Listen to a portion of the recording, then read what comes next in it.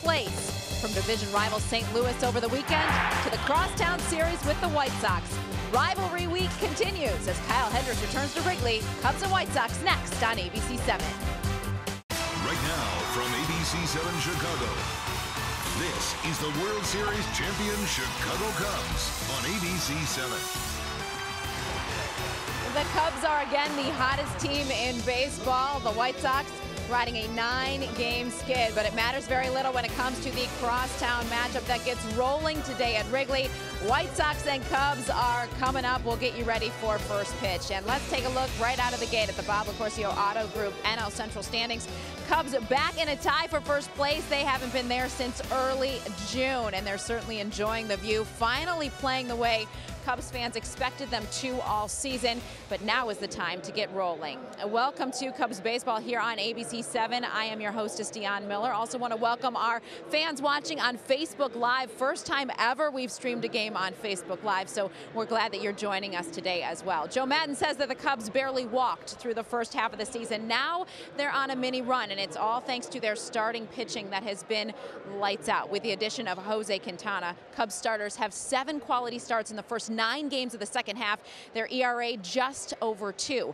And today they get the professor back. Kyle Hendricks returns after 7 weeks on the disabled list and dealing with tendonitis in his hand. For more on today's pitching matchup, we bring in Len and JD. And guys, the Cubs' sense of urgency heading toward the trade deadline may be a bit diminished with Quintana and Hendricks. It's like they have 2 new acquisitions. Yeah, it's a great point. And unfortunately, Dion, for Jose, he will not face his former team this week, but he can just kick up his feet and relax after a win last night in his Wrigley Field debut as a Cub. Our Blue Moon perfect pitch. Yeah, 2 starts, 2 wins for Jose Quintana. Not as dominating in his start last night as he was in his first one against Baltimore, but still solid work from Quintana. Went 6 innings to claim the win, punched out 7. He's so good at moving the ball in and out, up and down. He likes that elevated fastball. He gets a lot of chases up there, and of course he has the outstanding curveball as well. Quintana 2 for 2 in terms of quality starts since joining the Cubs. Blue Moon brewed with Valencia orange peel for a taste that shines brighter. And today's starting pitching matchup is brought to you by Goodwill. For whatever style you want today, amazing. Yeah, Miguel Gonzalez, just 1 road win this year, has a road ERA above 5. You see over his last 6 roadies, 0-6 with a 7.15. Kyle Hendricks, our first look at him since June 4th in interleague play. His last 6 starts, 2-1 with a 1.49 ERA. All right, Dion, as we send it back to you, when the Cubs and the White Sox get together, do you want to say it or should I? Throw out the record book. Throw out the record. The battle for the Oaken Bucket. Whatever it is we're fighting Cross. for. That's right. Silver Throw it Star. out. Doesn't matter. It's everyone's 0-0 today. Thanks so much, guys. Looking forward to it. Well, it's been about a 30-degree swing, even from the roughly 14 hours that have passed since the Cubs won last night against the Cardinals, but they are excited to get back to this game today and see if they can keep the good times rolling. Wilson Contreras delivered the game-winning home run against the Cards last night. We'll take a closer look at his clutch performance coming up next.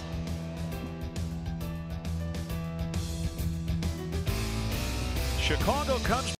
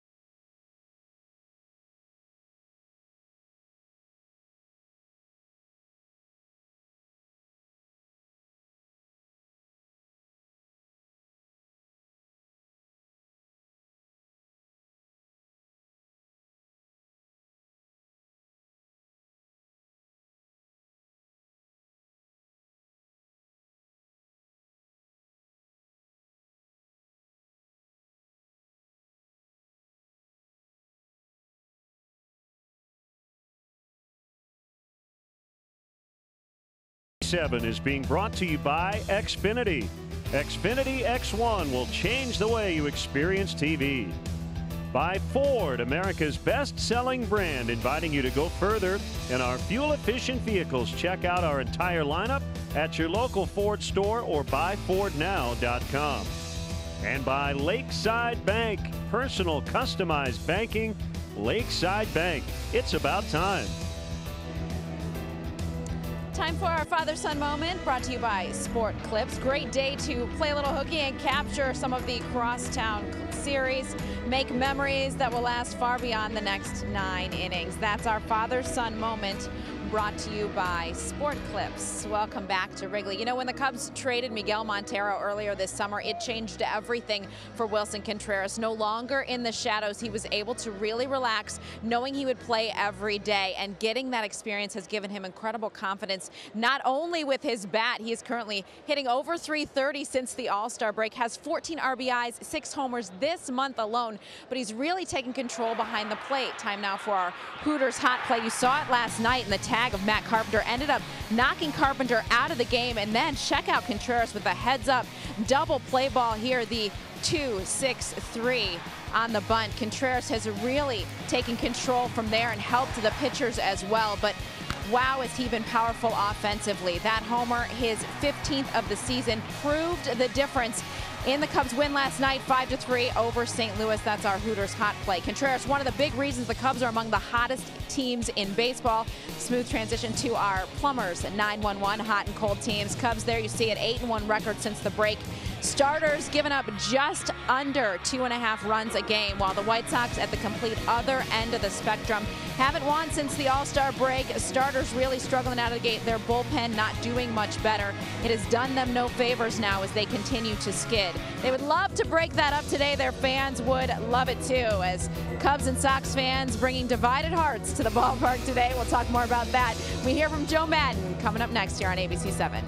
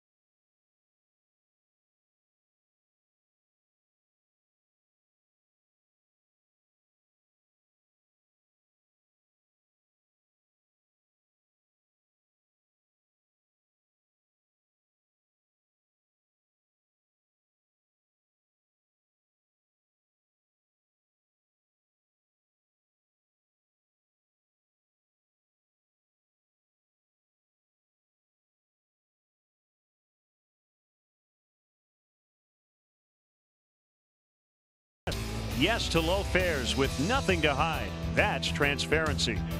By Hyundai. Visit your Chicago and Northwest Indiana Hyundai dealers today and see how better drives us. And by the Bob LaCourcio Auto Group. You're going to like buying a car this way. Okay, nobody panic, but this did actually happen. Chris Bryant and Red Bull giving new meaning to manning the hot corner. They poured gasoline over these baseballs, then blowtorched them to third before, I guess, KB extinguished them.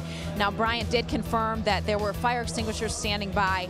Safety first, of course, and everyone emerged. Okay, wow, that was impressive. Welcome back to Wrigley here as we get closer to first pitch between the Cubs and the White Sox. Joe Maddon, now in his third season, truly understands how much this rivalry means to baseball in our city. He knows that White Sox fans may be frustrated with their reality, but their future is very bright, and fans are incredibly loyal, and he understands what this means today, that there are a lot of divided households watching, and according to the Cubs skipper, he'd have it no other way.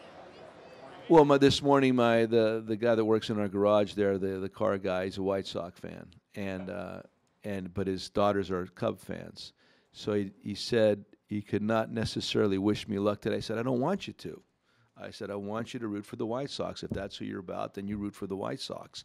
So even just getting your vehicle in the morning, I was infiltrated or touched by a White Sox fan. Good guy, I thought. And then, but by the time I was pulling, I said, good luck anyway. There's a lot of talent over there, and you can't take anything for granted. And I don't. Believe me, I mean, I know what you're saying. The narrative is that, but believe me, I don't go into it that way. I just you got to go out there and play your best game, or you're gonna go home very unhappy tonight. No doubt momentum is with Maddon's Cubs, especially with the professor coming back to the hill. But the White Sox would love nothing more than to snap their skids against the defending World Series champs. Settle in, enjoy the game on Facebook on ABC7. Len and JD are up next.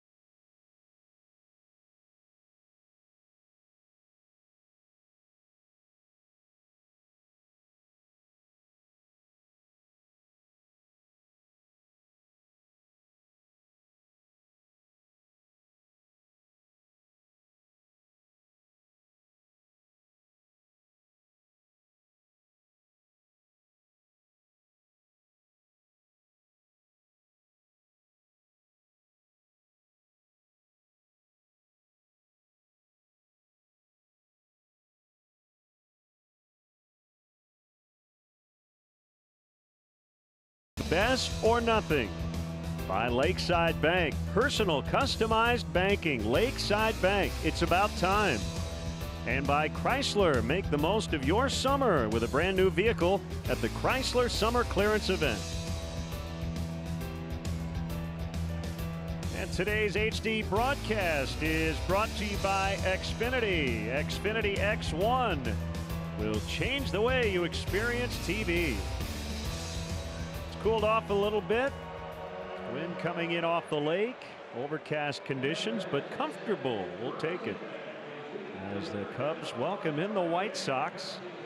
This entire season series will be played over the next 4 days. 2 here at Wrigley Field, and then we'll head down to the south side for night games Wednesday and Thursday. And let's take a look at today's Comcast Business of Baseball as we check out the Crosstown Series history. Back in the day, these two teams would meet up for exhibition games during the regular season. They would take a little break. Remember, I believe Michael Jordan had a hit here at Wrigley Field off Dave Otto in one of those games.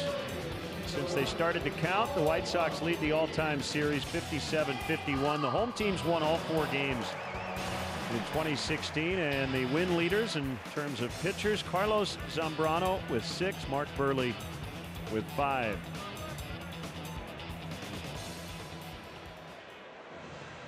And it has been a very successful start here to the second half as the Cubs have won 8 of 9. Coupling that with the Brewers' 3-7 start, and the Cubs are actually ahead of the Brewers. They're kind of in a virtual tie, but 2 games ahead in the loss column, and here's one of the reasons why. Some hot hitters in this lineup. Yeah, just about everybody to a man better here since the break. You see the numbers posted by Baez. Bryant Contreras has really been swinging it well, providing the long ball. He did so again last night. Jason Hayward doing outstanding work. Addison Russell. Ben Zobrist has picked it up here over the last couple of weeks. Kind of what we expected, a team that would hit a lot of home runs, score plenty of runs.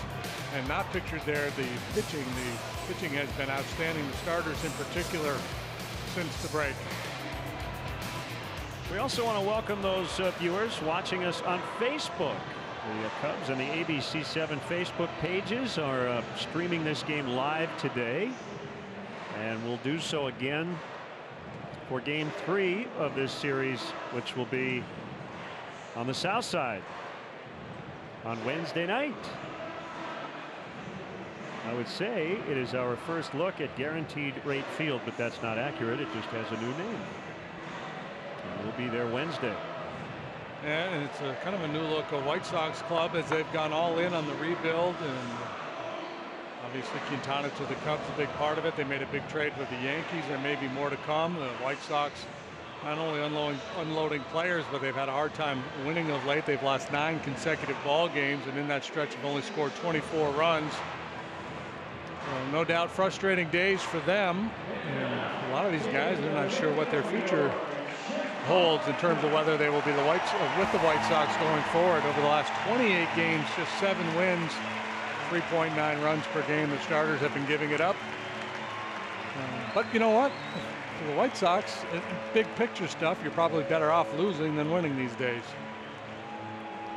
So the Cubs take the field behind right-hander Kyle Hendricks, who is coming off the disabled list today. And here's a check on the White Sox batting order brought to you by Fix Auto. Melky Cabrera had to leave the game early yesterday, fouled a ball off his foot, but well enough to be in there today. And you know, Ricky Renteria wants him in there because he's been red hot.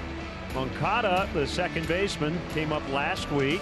Abreu, the first baseman. Their all-star Avisail Garcia playing right. Matt Davidson leads their team in home runs. Been a tough year for shortstop Tim Anderson. Adam Engel plays center. Kevin Smith, the catcher, and the pitcher, veteran right-hander Miguel Gonzalez.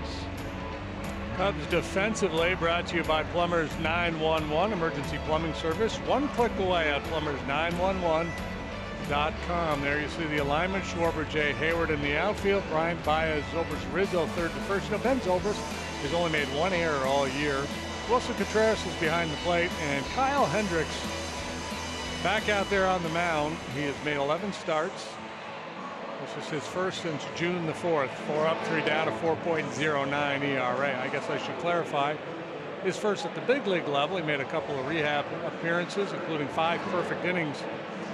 Last time out for Tennessee, talking with him in Atlanta the other day, he said all systems go, felt great, and anxious to get back into the flow of this season. Felix Pena sent back to AAA Iowa to accommodate Hendricks' return. Angel Hernandez will work the plate. Lance Barksdale at first. Chicago native John Tumpane at second, and Ted Barrett, the crew chief, is over at third. And let's get JD's much anticipated Mercedes-Benz keys. Well, a control freak, that refers to Hendricks, and just a question of whether he'll be rusty in terms of the command. Windy City, wind blowing in today. That might help Gonzalez, who's more of a fly ball type pitcher. And run, Forrest, run. The catcher Kevin Smith of the White Sox has been very vulnerable to the running game, so maybe the Cubs will be looking to steal a bag or two here today.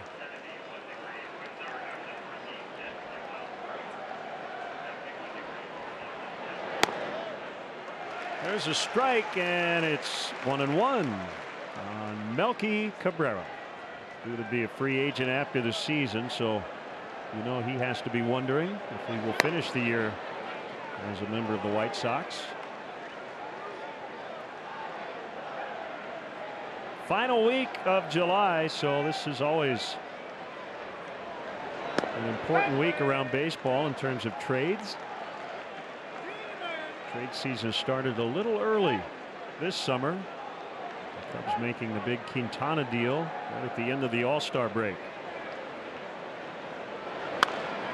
Fouled back, and it's 3-2. Weather at first pitch is brought to you by Four Seasons Heating, air conditioning and plumbing for all the right reasons. Call 866 Four Seasons. The wind blowing directly in just over the center field scoreboard toward home plate. 71 degrees. Swing and miss.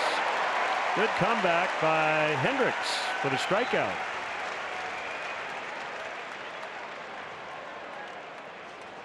Well, game plan obviously was to work away from Cabrera. They did so throughout the at-bat, get a swing and miss on 85 miles per hour. That's pretty much where Hendricks will sit with his fastball. 85, 86. He'll sink it, he'll cut it. Outstanding changeup and a curveball. 22-year-old Yoan Moncada, 5th start with the White Sox. 8 games in his major league debut last year with Boston.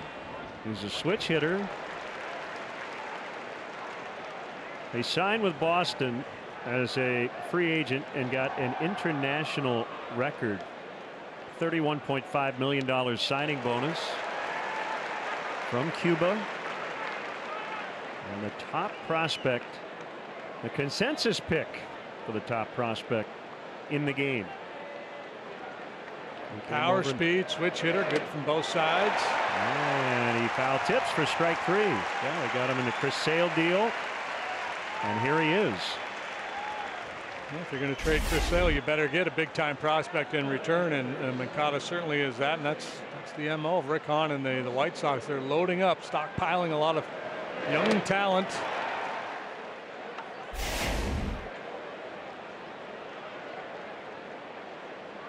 And his fellow countryman Jose Abreu.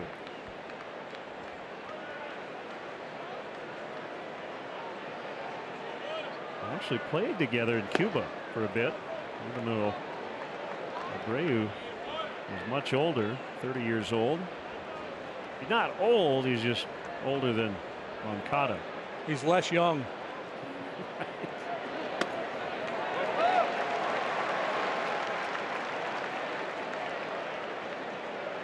Probably wouldn't expect to see Hendricks get stretched too far today, and Joe hopes obviously he's efficient. Not sure if Wade Davis will be available after working each of the last 2 days. I would be stunned to see Wade Davis in this ball game.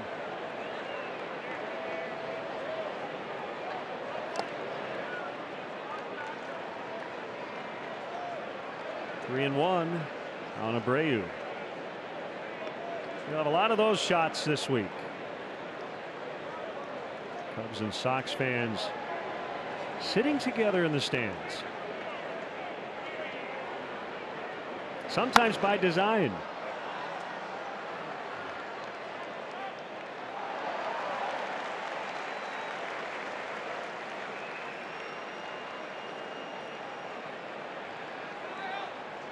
Garcia on deck. You can't just say Garcia.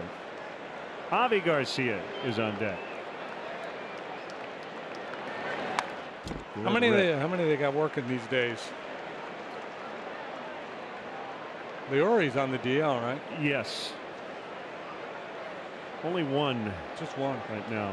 Well, they had 3 in the lineup. They had an all Garcia outfield, didn't they? They did. Willie, Leuri, and Avisail.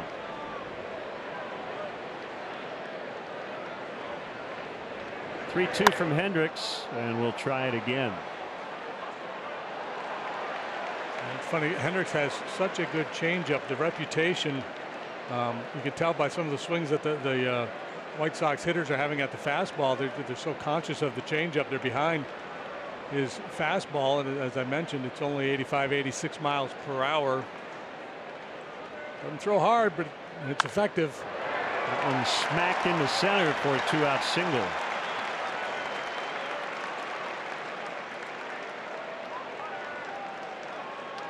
And here is the All-Star Garcia.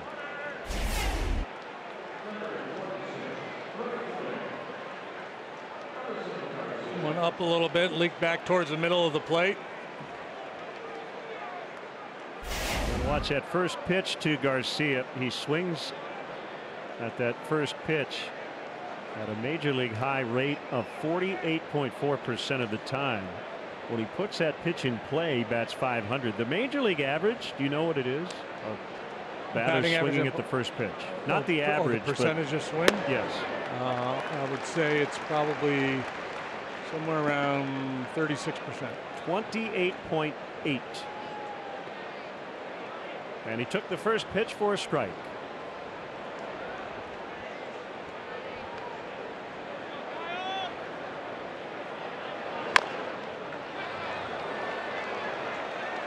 So a pretty good chance if he takes the first one, he's hacking at the second one. This club, they're not a patient bunch. They don't walk much. They're 14th in the American League in walks, 14th in home runs. Under 4.5 runs per game, ranking 11th in the AL. That's up and in. And it's 1-2. I mentioned on their 9-game losing streak, just 24 runs total, a .220 team batting average in that stretch. Good to see former Cubs manager Ricky Renteria. He was the bench coach last year. And takes over this year for Robin Ventura as the White Sox manager.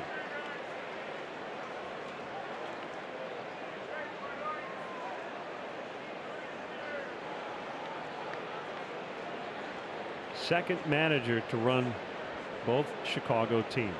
You know who the first was? I'm just doing all the trivia on you today. Johnny Evers was the other.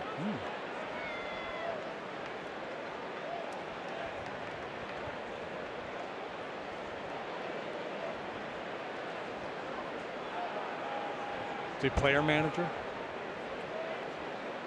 With the Cubs, he was in 1913 only, and then later back to the Cubs, and then 1924 with the White Sox. John Jay still drifting in with that pretty strong breeze coming in off Lake Michigan. 2-out single, no runs. Cubs bats against Miguel Gonzalez are coming up.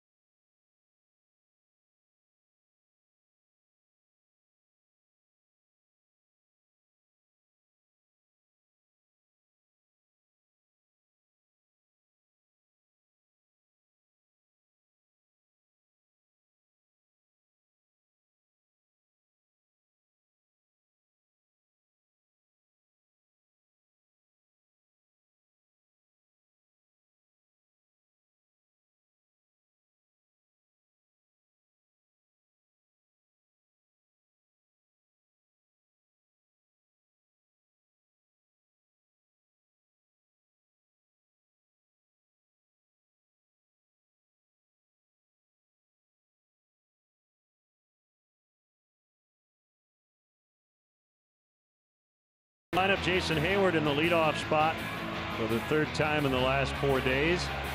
Chris Bryant red hot here at Wrigley Field. Anthony Rizzo plays first, hits 3rd. Wilson Contreras with the game-winning homer last night to beat the Cardinals. Schwarber hit a blast that has not landed yet. Zobrist at 2nd. Lots of career at-bats against Gonzalez, the White Sox pitcher. Jay, Baez, and Hendricks will round it out. 33-year-old right-hander Miguel Gonzalez, and a first pitch strike. 4.9, 4.89 for Gonzalez. He's making his 15th start. He spent about a month on the disabled list. Yeah, he's been a pretty frequent visitor to the DL. He's been on the disabled list every year since 2013.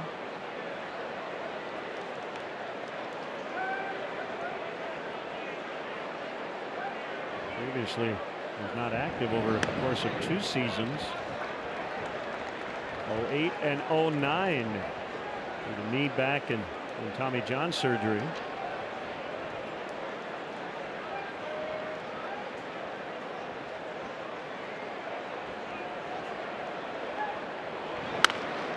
A bouncer to the shortstop, Anderson. Off balance throw, and he gets Hayward. Let's check out the rest of the White Sox defensively. You see Cabrera there in left, doesn't have great speed, a good accurate arm though. Engel does have tremendous speed. He's a very good defensive player. He's in center this afternoon. Garcia, big arm in right. Davidson 3rd. Anderson has struggled, 22 errors most in the game. Moncada, the youngster, at 2nd. Abreu was the first baseman. And reference Smith's throwing issues behind the plate. 34 steals, 1 caught. Smith back there. So the Cubs may be looking to do a little running. Gonzalez fastball, slider, curve, and a split change. A strike on Bryant.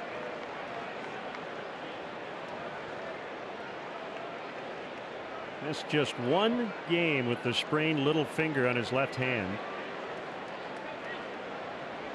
2 hits on Saturday, game tire, and scored the game-winning run. 2 more hits last night. This one handled by Gonzalez. A couple of ground ball outs, and it'll bring up Rizzo.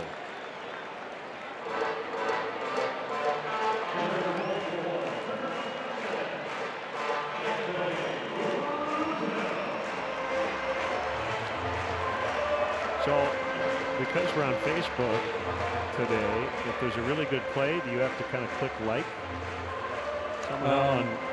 Yeah, I don't know. That's a good question. To give a thumbs up.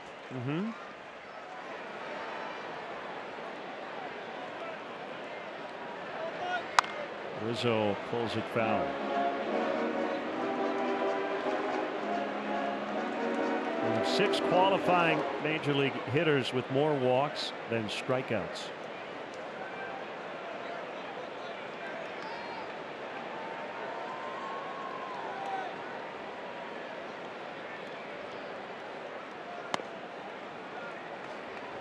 It's high. It's 1-1.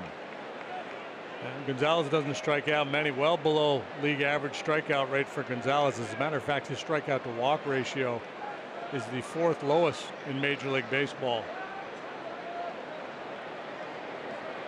Anthony just got hit, which is a fairly common occurrence.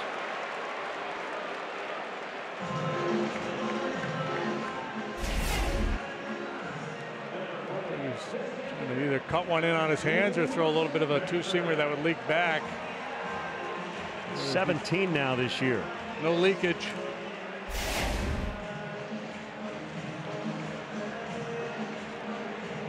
It's also 2 in a row. He got hit in the 8th inning last night by Tyler Lyons. He's surging. Speaking of surging, how about Wilson Contreras, game-winning 2-run homer. This place was up for grabs last night. Michael Wacha. Great catch by that young Cub fan.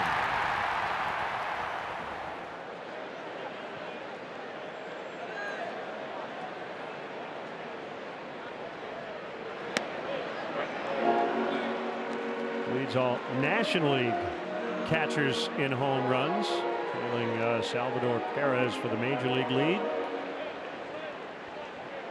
Good stuff. It's been a long, sustained run for Contreras. Bobbled, and Moncada will recover just in time to make the play. After an inning, Sox and Cubs are scoreless.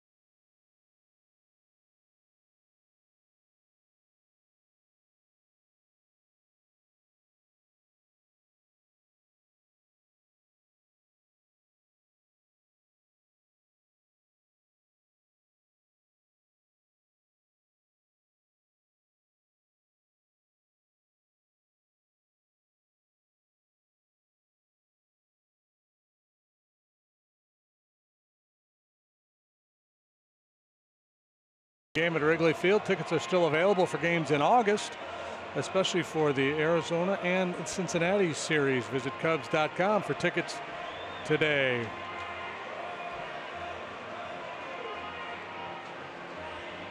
Huge crowd and a Monday matinee.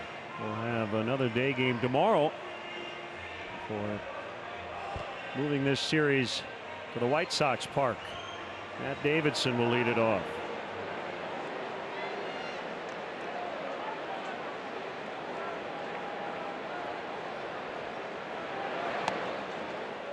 Ball one. So Kyle's issue was middle finger on his right hand. It was gripping the baseball. Kind of a strange injury. Yeah, you just hope it's a one-off situation. Foul. You see a guy inflicted by something that's kind of out of the ordinary like that. You always worry, is that going to be a chronic issue that's going to creep up from time to time? But hopefully that is not the case.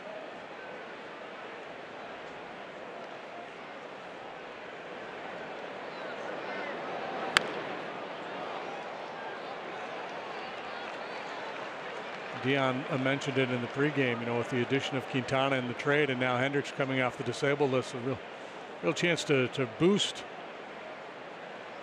this rotation that has really turned a corner here last 10 days or so.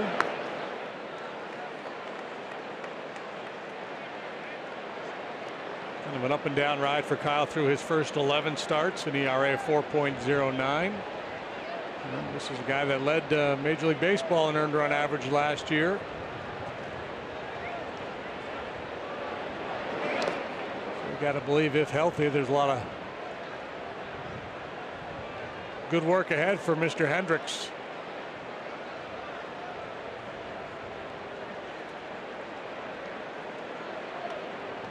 Shortstop Anderson on deck. Called strike three.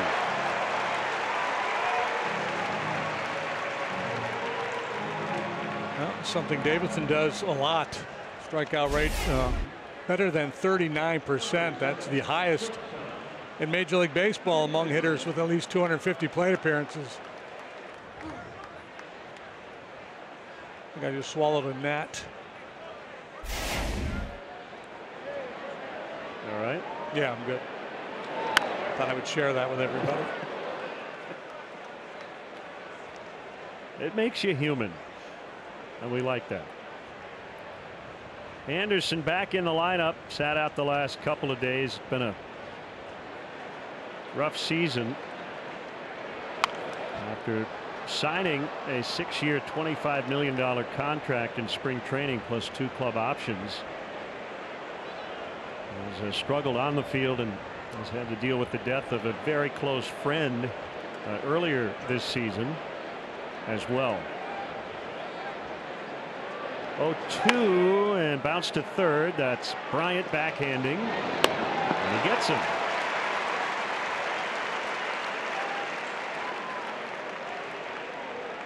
Well, Hendricks pretty much doing what he always does. Efficient, quick, outstanding location.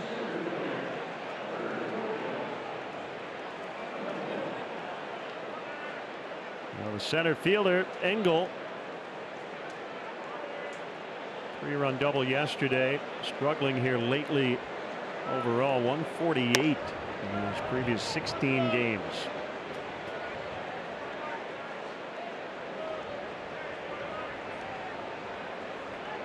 Pretty young group in terms of major league time. That is a fair ball. Diving stop. Bryant from a knee. The throw will be late. Engel has a 2-out infield hit. And he's a threat to run. He's got tremendous speed. His Twitter handle is Man of Steel. You see the effort by Bryant. But even a slow-footed guy is likely to beat this one. Good try, though.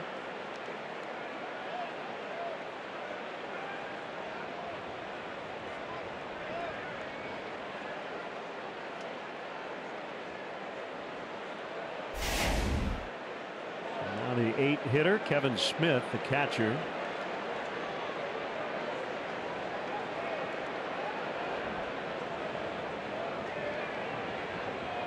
Five steals and 6 tries for Engel. Bunch of stolen bases throughout his career as a minor leaguer. I'm wondering if he and Kyle Schwarber ever hooked up on the football field. He's a little bit older than Kyle, but he's an outstanding prep football player in Ohio and was offered a scholarship to the University of Wisconsin.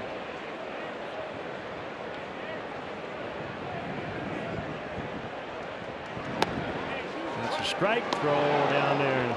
Engel back in safely.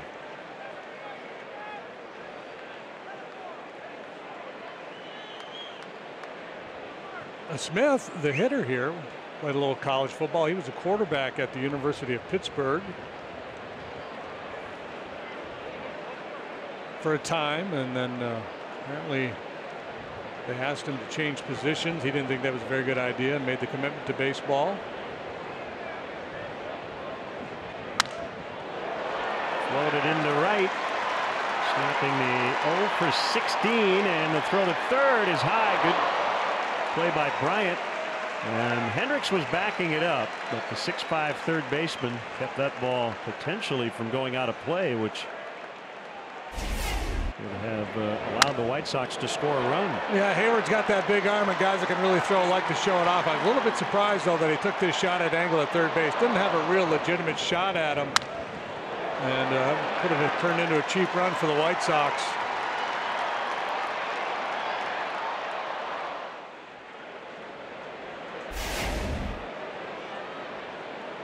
So first and third, and it's the pitcher, Gonzalez.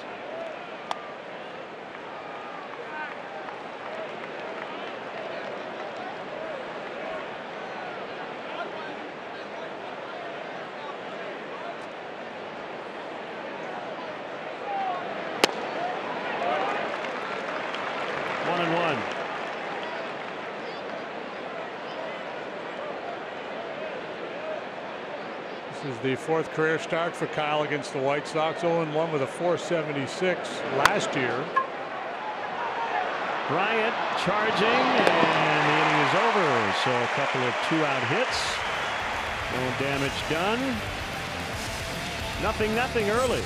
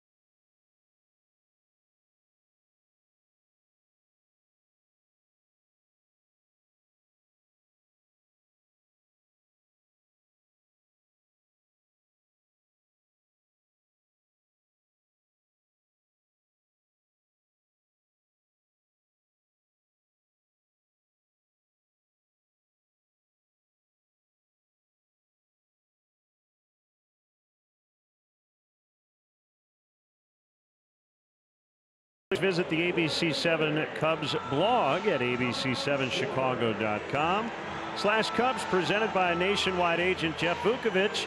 Go to jeffvuk.com or follow him on social media. Nationwide is on your side.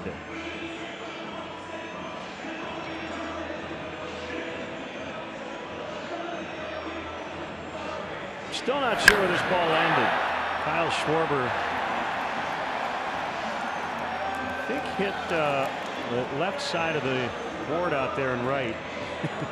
Whatever it hit, it was a home run, and it was a long one.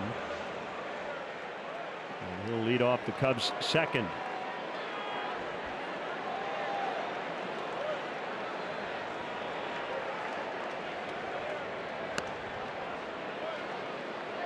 Ball one.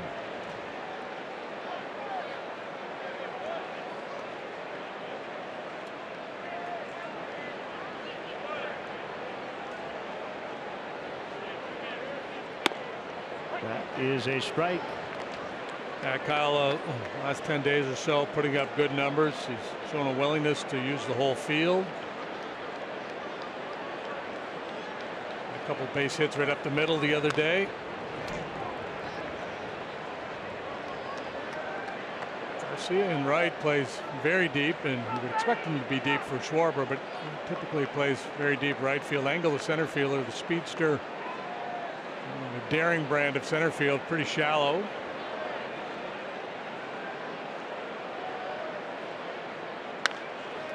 Pulled into shallow right. The second baseman Moncada will get him.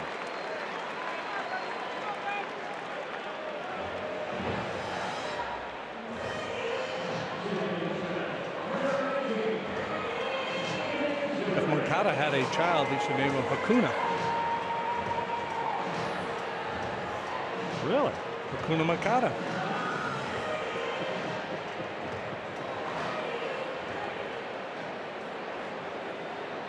Here's Zobrist. Don't worry about you after a day off.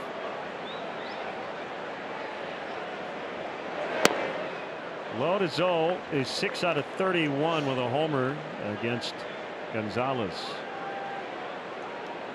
Gonzalez pitched well against the Cubs last year. We first saw him in 2014 here with the Orioles.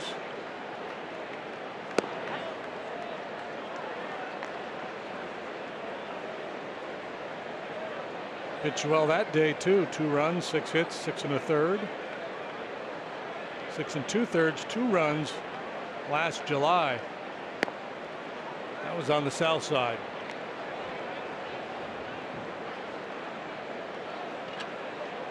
Veteran guy knows what he's doing out there. Stuff maybe a little bit short.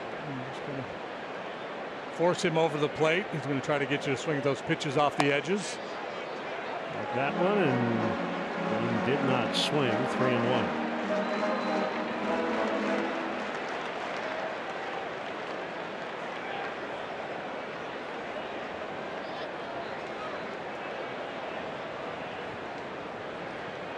Here it is. Hot foul and back out of play. Mentioned his time on the DL. It was AC joint inflammation in his pitching shoulder. Month of June he made 3 starts. He lost them all, had an 8.62 ERA. He's made 1 start since coming off the disabled list, and his timing was awful. He faced the Dodgers. Not only the Dodgers, but Clayton Kershaw. He pitched well, allowed just 1 run, but lost 1-0. First walk he has issued. Yeah, that is bad luck. And Kershaw on the disabled list with a back issue. And preliminary reports are maybe 4 to 6 weeks, possibly. Well, that spells leverage for some teams. Some seller that's got a starting pitcher to move. And Steven Strasburg felt some discomfort in his forearm. He left in the 2nd inning as well. Kershaw dealt with back issues last season.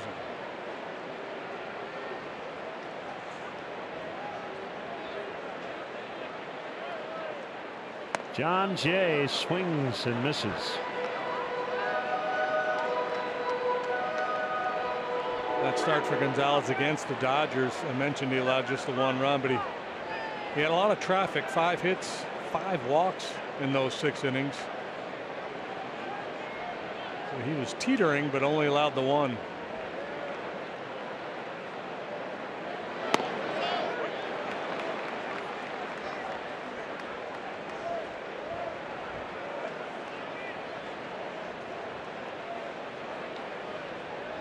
Couple of base runners early for the Cubs. A hit batter and a walk.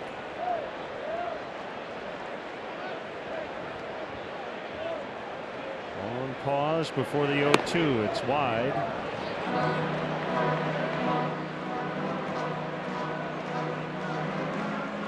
The Brewers off today. They'll start a 3-game series at Washington tomorrow night.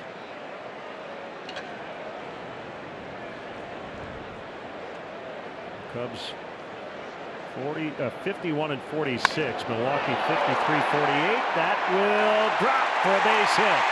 Zobrist to third. He'll be held there. Throw goes to second. It's late. It's a double. First hit of the day for the Cubs.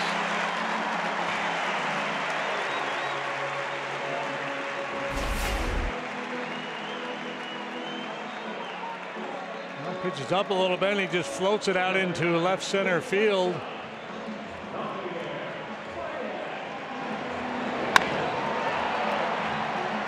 Engel mentioned how shallow he plays, so he's got a long way to go. Cabrera does not run well. He couldn't get there in time. And Jay has himself a 2-base hit, and Baez comes up with a couple of ducks on the pond. Cubs Run Expectancy is brought to you by Toyota, and the White Sox will play their middle infield back, and they will intentionally walk Baez with a pitcher Hendricks on deck.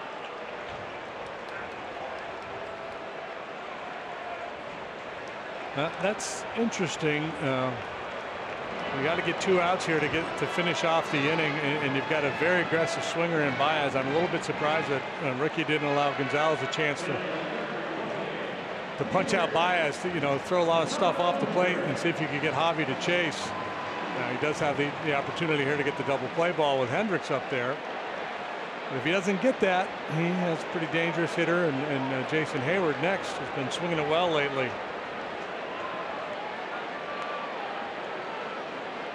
Corner men in.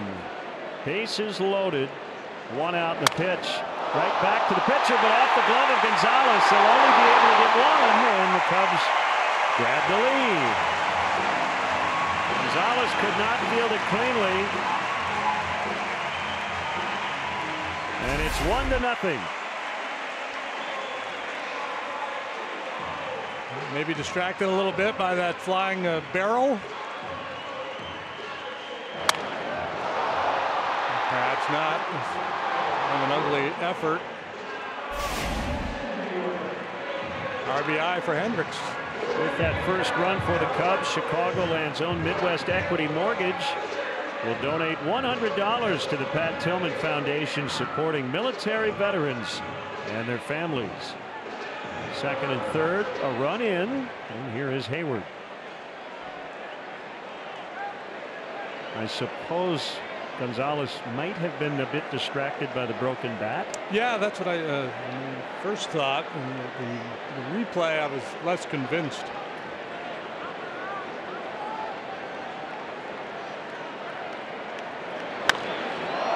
In the air, Cabrera. And that's it, but the Cubs strike first and lead 1-0 after 2.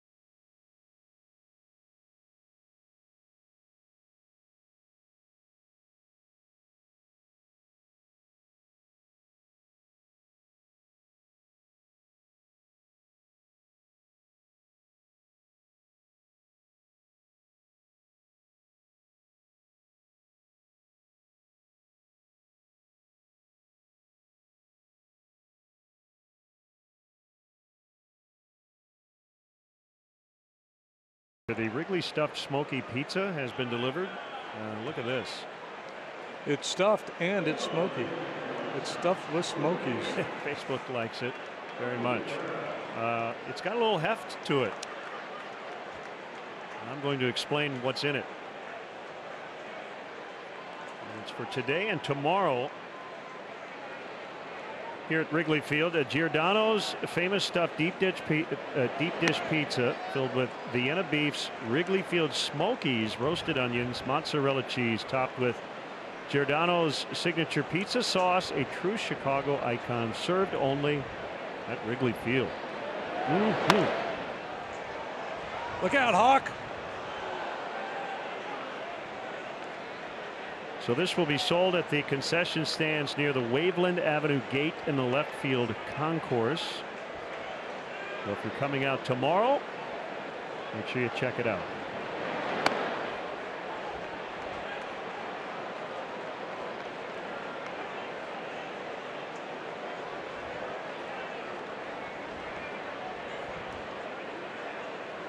Cabrera's always had that hit tool.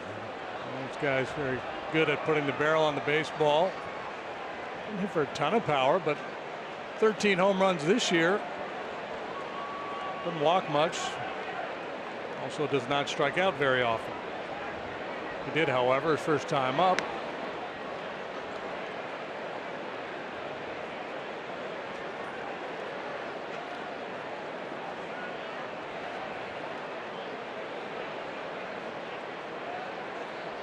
Change up.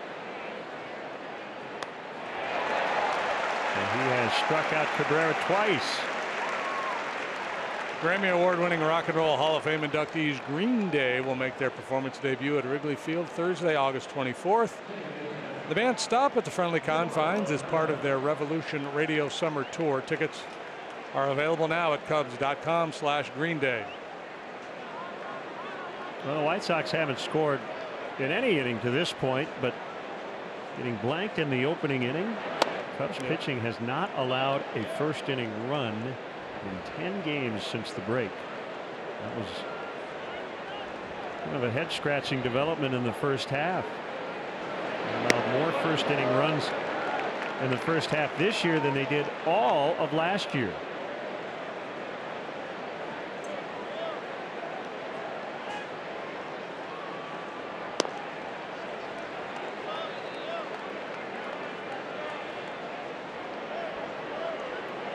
Nine games since the break. The starters have a .241 ERA.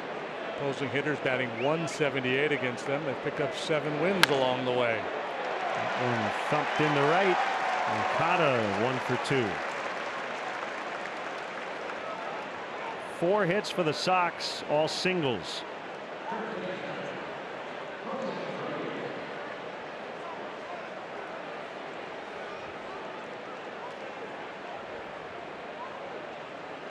Yeah, that was an exciting weekend against the Cardinals. Really, it was one bad inning for the Cubs, right? The 8th inning on Friday. Mm-hmm. They could not hold a 3-2 lead.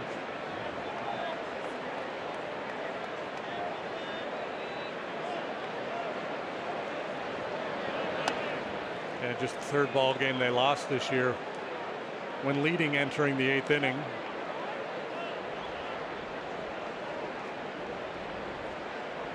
Rayo's slugger, but he hits it on the ground a lot. Certainly a double play candidate, especially with Hendricks out there.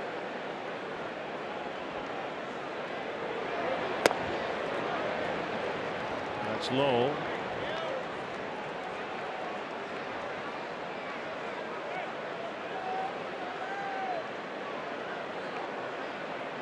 Hendricks likes to throw that cut change up and a fastball count to a dangerous hitter. He's just going to go fastball away here. Whoop. Line and caught by Bryant. Throw to first is late. Using his height once again. Good height, KB. And sometimes you're lucky, sometimes you're good, and Kyle will tell you he was lucky right there. He did not make the pitch he wanted to make, but he got a favorable result. This ball right over the heart of the plate, smoked by Abreu.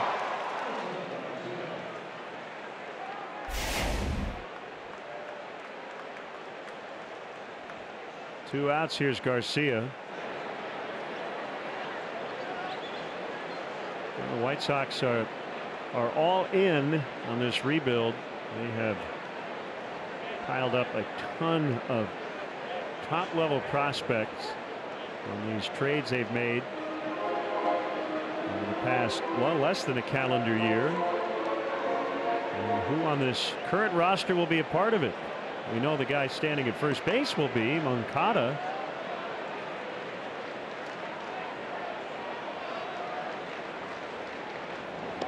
I would think Melky Cabrera would be dealt at some point. Abreu's kind of an interesting case.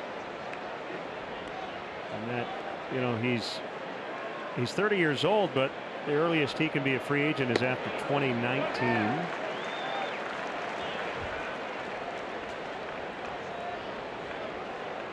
Well, the Cubs went through it, right? And you think about a lot of guys who were in their mid to late 20s, who got a lot of playing time and trying to play for their next deal, or maybe in most cases for their next team. It's a different spot to be in, and all you can do is control what you can control, but you know they're loaded up at the minor league level, and in a lot of cases you're just kind of keeping the spot warm. Yeah, just a placeholder. And you know, most of the prospects are still at the lower level, so they're probably a couple years away from being competitive, but the future looks very bright for the Sox. you're not going to hit on all these kids, but you stockpile all these top prospects, and in all likelihood, enough of them are going to come to the big leagues and be very solid contributors. Some of them will turn into star caliber players. Well, you have different lists, but the MLB.com list, the White Sox have 10 of the top 67 prospects. That is caught by Schwarber. And off the shoe tops to Rob Garcia. So they blistered a couple in the inning for outs. And we go to the bottom of the third. Cubs 1, White Sox 0.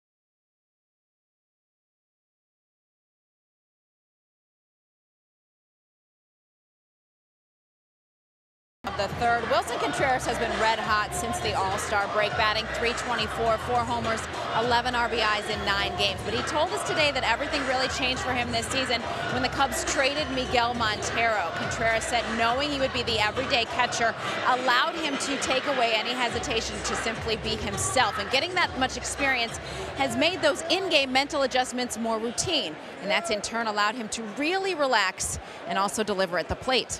Len and JD. Well, he has been great. Thank you, Dion. Really seems to feed off confidence, and we know he's got a ton of energy.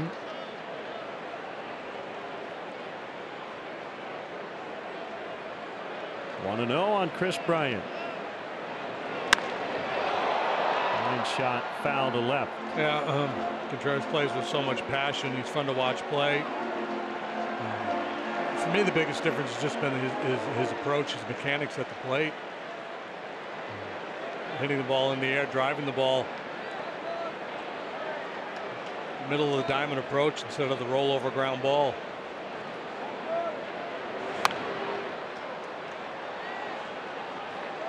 Watching the game on television last night, and get the sense that that finger's still really bothering Chris.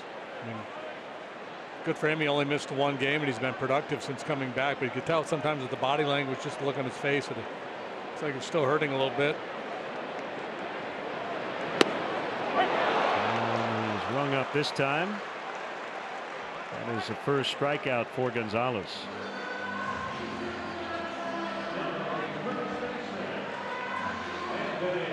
Maybe looking for the local, and he got the express.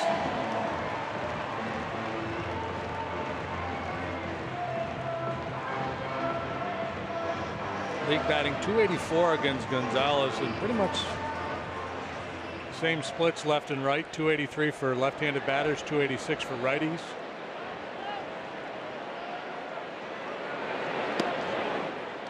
First pitch strike.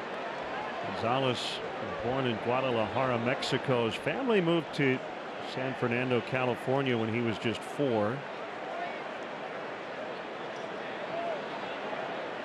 Originally signed as Undrafted free agent by the Angels, 2004.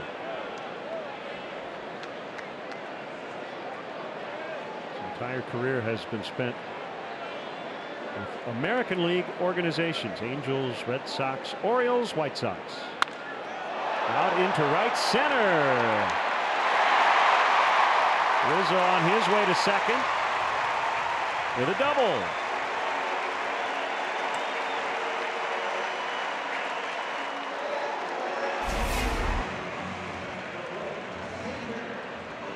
Anthony stayed back nicely on this backdoor breaking ball. Waited for it to come to him and then rips it into the alley in right center. We mentioned Garcia out there playing a very deep right field, still not able to cut that one off.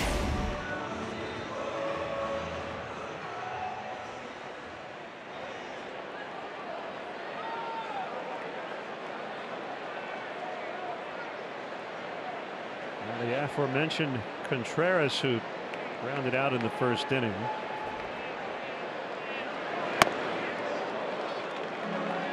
We've got Smith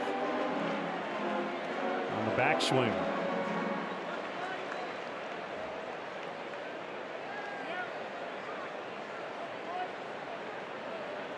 Cubs' season best, 5 games over 500.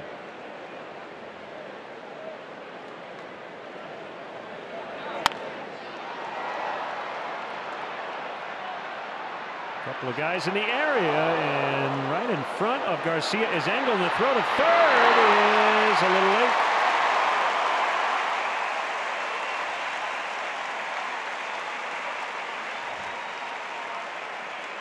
So yeah, it's Anthony's sucking some wind over there. Interesting play by Anthony to get to third base there. Is he all right? Hard slide into the bag. I think he's okay. Ball you normally would not tag up on. I think the confusion in the outfield is what led him to make this decision.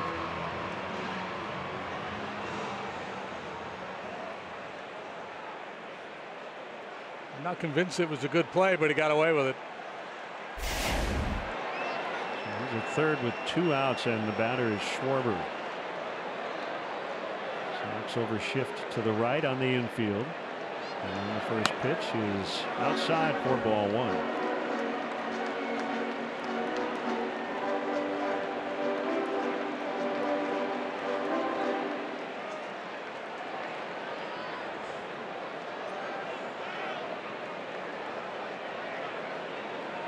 Boys are feeling pretty frisky in this cool weather for this series with the Sox. Hayward took that shot at the base runner at third. Anthony tagging up on a shallow fly to center. They get to third base with 2 outs.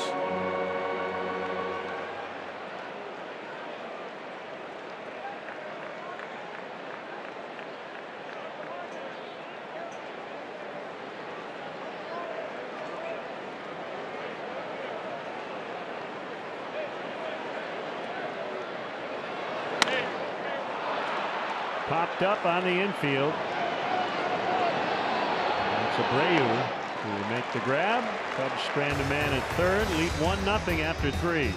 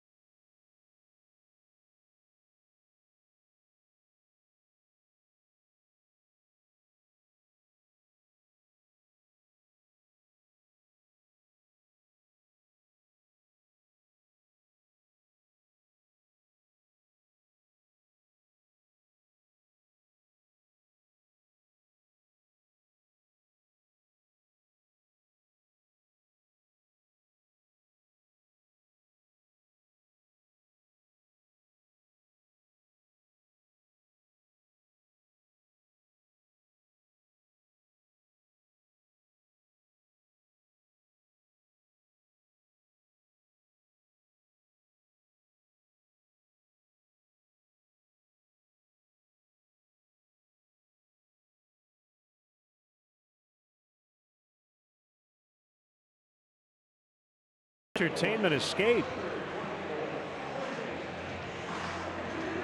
Relive the magic of last year's historic run with the official 2016 championship season Fly the W book, which features essays by Tom Ricketts, Theo Epstein, and others, as well as never before seen photos.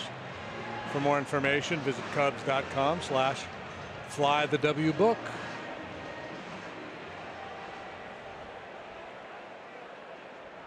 Davidson, Anderson, and Engel for the White Sox against Kyle Hendricks. First pitch swinging. Davidson in the air, right field. The wind is going to push it to the seats. That's the paradox here at Wrigley Field. When the wind blows in, they say it's a pitcher's day, but occasionally a hitter will get another chance because the wind will make a normally routine fly ball into a foul out of play.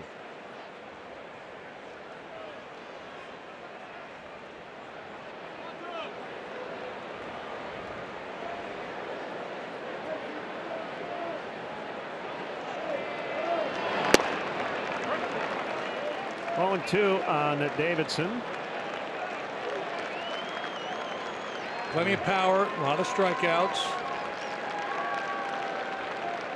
Most of his starts at DH this year, and a roller up the middle. Baez behind second with a perfect throw and a whistle.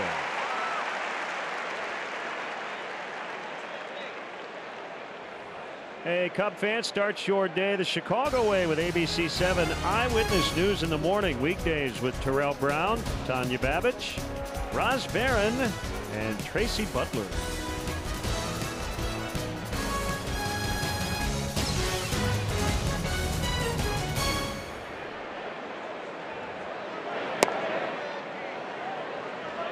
Could have been. Yeah.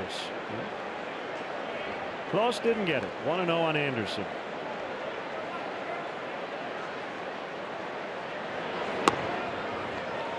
Good swing that time, 1-1.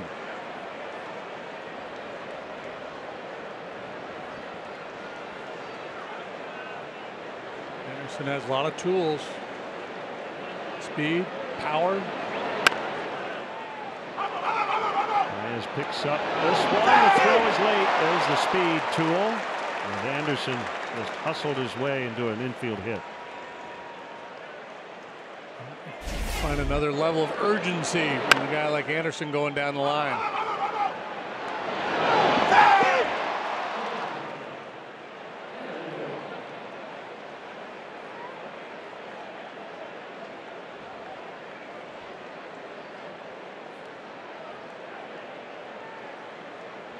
We'll bring up Engel. He had an infield hit of his own his first time up.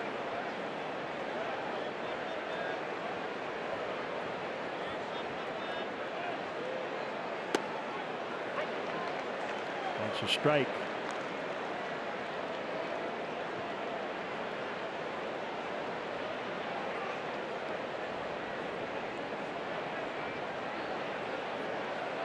Since the break, the Cubs starting staff 7-0 with a 241, as JD mentioned earlier. Lots of quality starts. Runner takes off and will have to head back after the foul.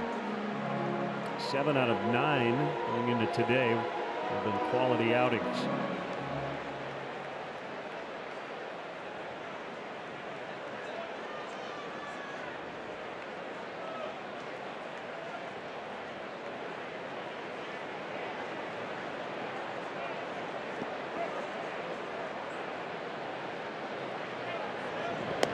Check on the runner.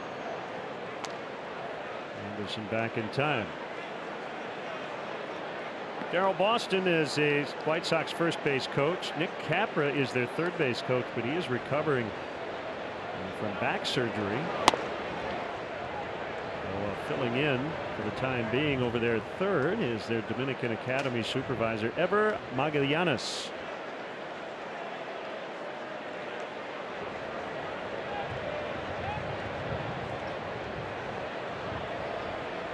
Good lead by Anderson and another throw.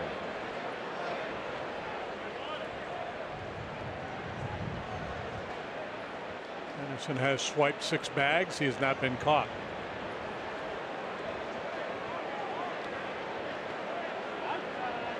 Not running.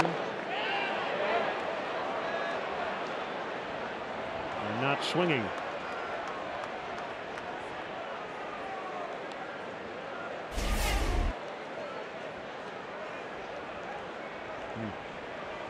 Just depends on which way the possession arrow is pointing.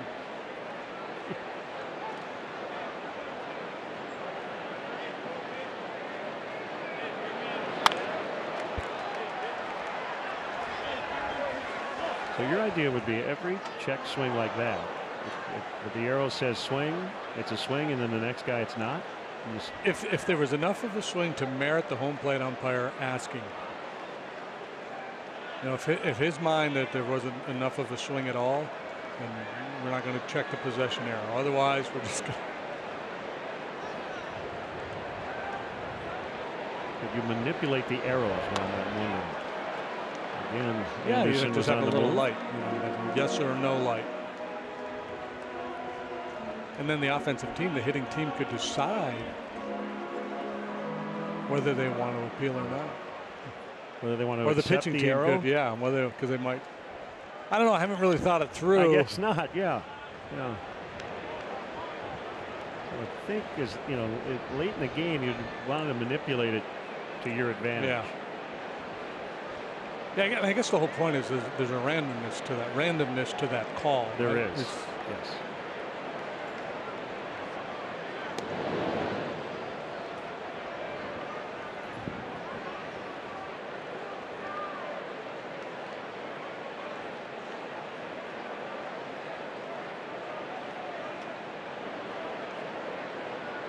Well, you figure it would be a tough man to double with his speed.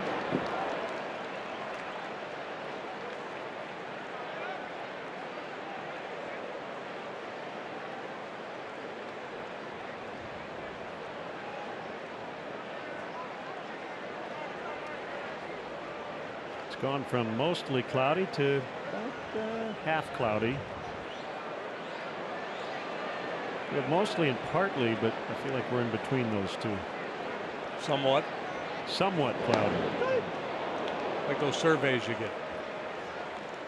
How would you like our service? Somewhat disappointed, very disappointed, somewhat satisfied. 2-2 on Engel. Cubs lead 1-0, and Kyle keeping a very close watch on the base runner.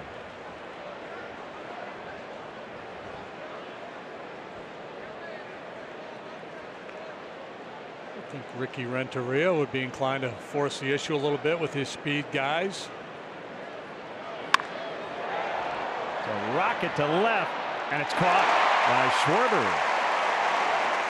Well, the 3 hardest hit balls by the White Sox today have been caught.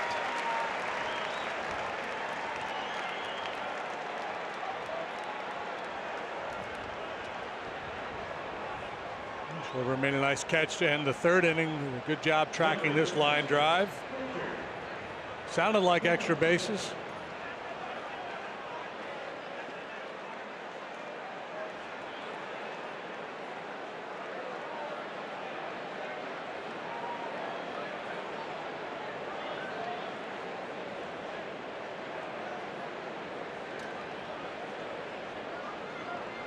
Kevin Smith. I'm used to seeing him wearing a hockey jersey.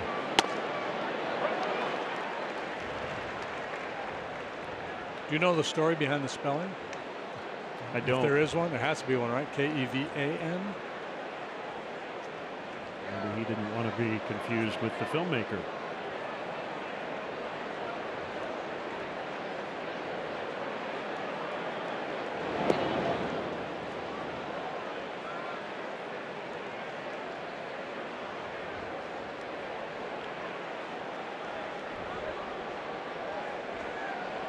Strike on him. And a base hit. He's 2 for 2.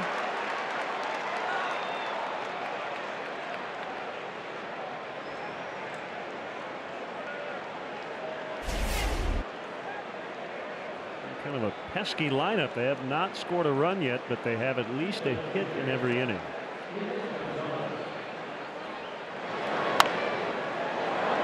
Hendricks usually works the edges very well. He's made some mistakes in the middle of the strike zone. He's given up some hard contact, but yeah, hasn't given up a run yet. And now he's got the pitcher up there with 2 outs, so he's still in pretty good shape here. Outfield will really tighten up. Gonzalez much more likely to dump one in front of you than he is to hit over your head. And the second is late.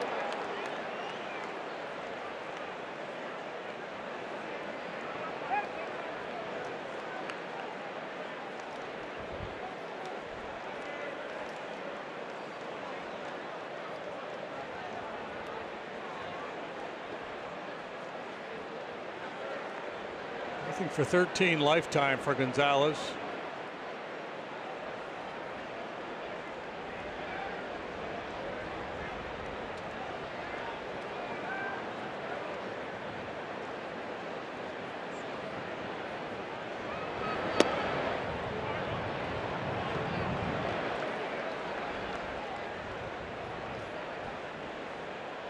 Well, if he was ever contemplating doing something heroic in the batter's box, this would be the time to take a mighty swing. Should get a 4-seamer right over the heart of the plate. 3-0. Cabrera on deck. Yeah, you saw Contreras slide out over the outside corner there on 2-0, and I'm surprised he just didn't sit right down the middle and say, here, let's play a little catch, you and I, to Hendricks, as he did there.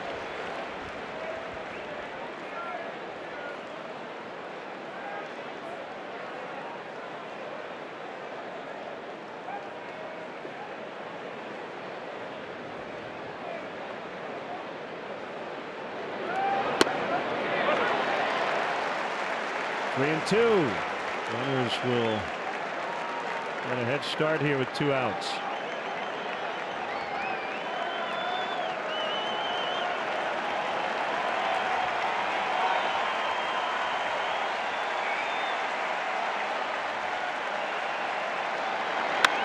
Ground ball to the shortstop, Baez. White Sox strand 2. Cubs lead 1-0.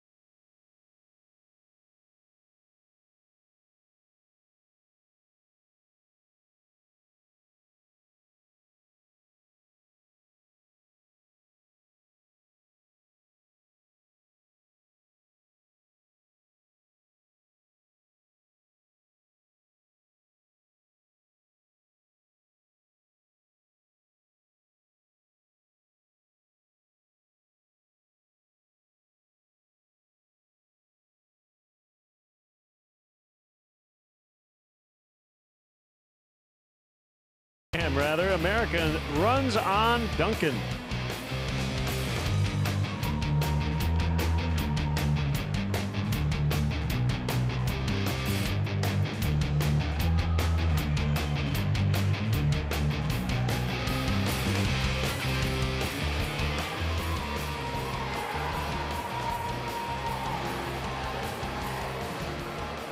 Cubs lead 1-0. There's Ben Zobrist. Walked and scored the only run back in the second. He's hitting 6th today. Playing leadoff man here in the 4th.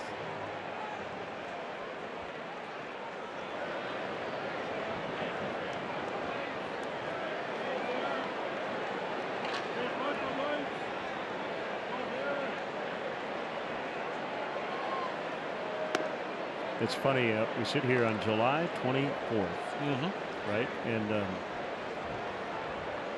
everybody's different in terms of what they like in their summer weather. I have run into 2 or 3 people today who have said, it's too cold, way too cold. Whereas I think you and I are more in line where it's like, it's kind of refreshing to throw in a 70-degree day with a lake breeze in the middle of the hot summer. Yeah, I take 70 over 90 any day. Refreshing for the players too. You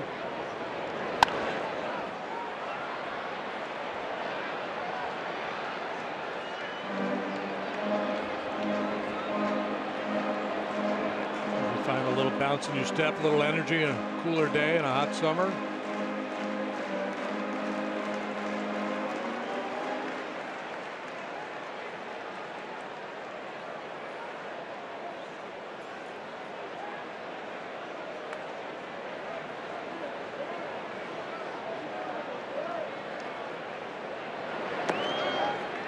Two and two.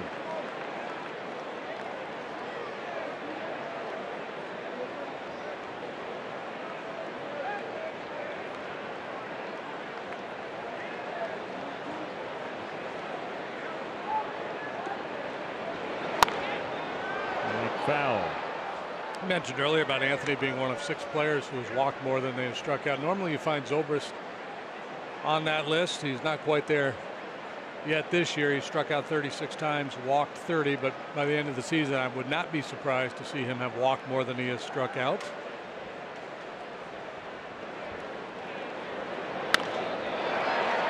Line to Garcia for the out.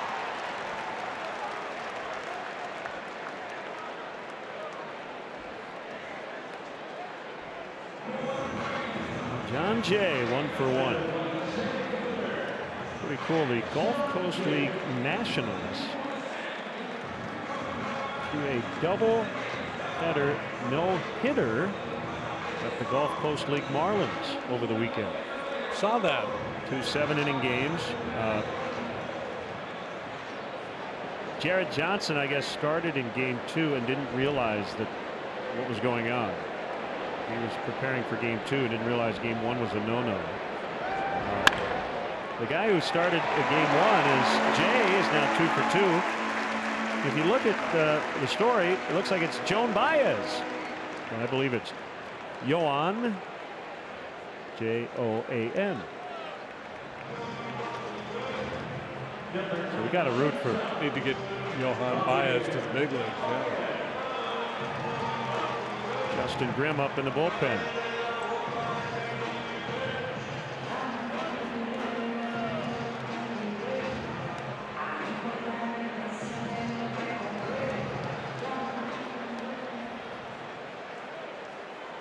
So if you were starting game 2 of a doubleheader, is it possible you would not know what happened in game 1? Could you be that focused on your task? I doubt it.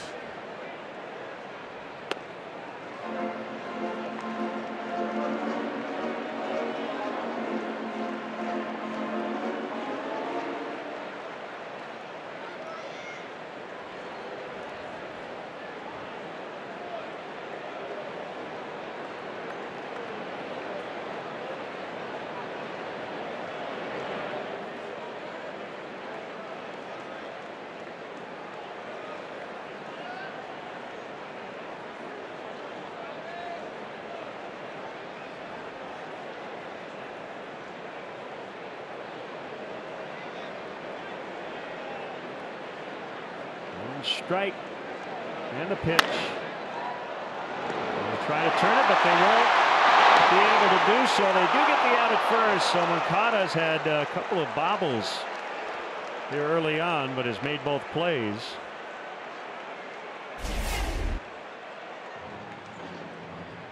See, he's trying to position himself to get that ball to second base to nail Jay, and in so doing mishandles and does a nice job recovering. And a quick little flip to get by as it was close. It looked like they got him.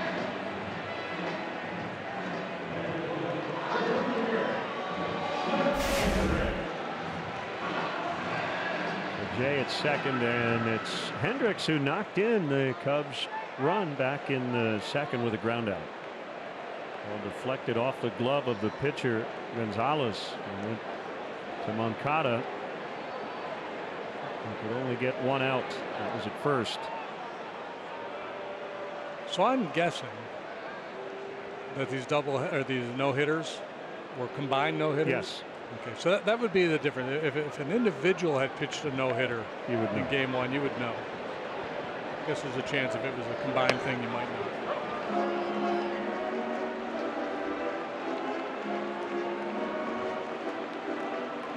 Talking about Moncada, how about the Red Sox? They're calling up third base prospect Rafael Devers.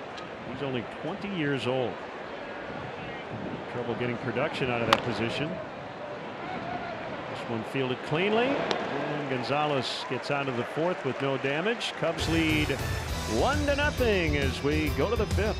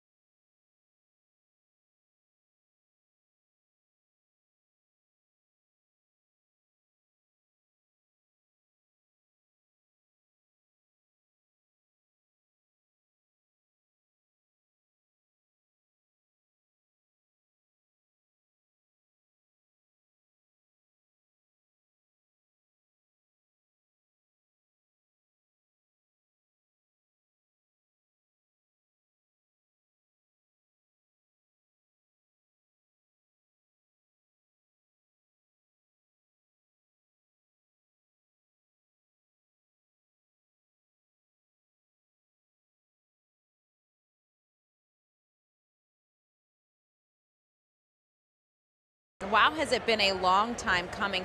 Kyle told us yesterday that the delay was first getting to the bottom of the pain in his middle finger. That took weeks. Then once the tendonitis was found, it took another several weeks to be pain-free, and then a few more weeks to build back his arm strength. But Kyle tried to look at it as a positive, saying he was able to work on his cardio, and now he comes back joining a Cubs team that is simply on a roll, and he's rested. So he's hoping to really take some of that innings load off both his fellow starters and, of course, the bullpen.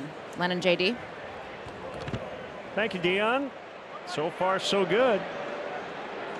Yeah, it should be strong for the second half. Just 61 2/3 innings pitched coming into this outing today.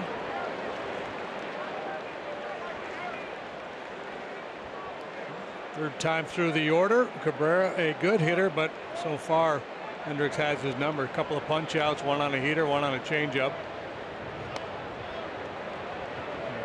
At bat, he starts him with that first pitch breaking ball, and we see that a lot from Kyle. That's a pitch he'll keep in his back pocket till a little bit later in the game.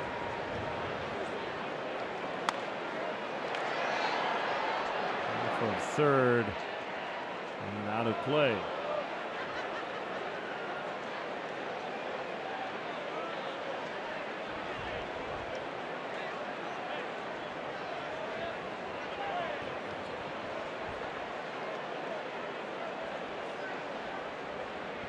Comcast Xfinity strike zone, and that's not atypical for Hendrickson. Normally he'd be on the plate, but he's always on the edges, on or around the edges of the strike zone. Rolled into right. That's a base hit.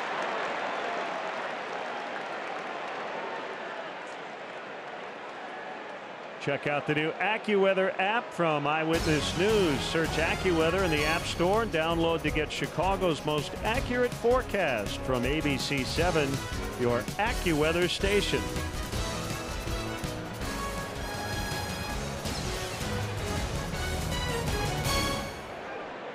Well, Kyle has stayed away from slugging, but the White Sox have compiled 7 hits. Showing by the White Sox, talk about what they don't do. They don't steal bases. They don't hit home runs. They do use the sacrifice bunt a lot, more than any other team in the American League, and more than 6 or 7 National League clubs. And that's really surprising when you consider that their pitchers don't hit.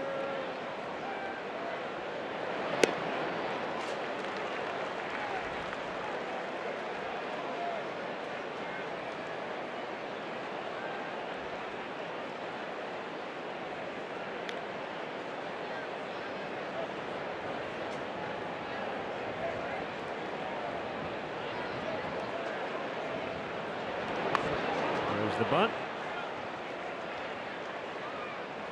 1-2. Yeah, and we talk about it's one of the old cliches in sports about a team taking on the personality of their head coach, or in baseball a manager. And, Ricky Renteria, as a player, kind of a scrappy little guy. You can count on him to get bunts down, and I think that's part of what he's trying to bring to the table for his team. I'm not sure it's a prudent strategy.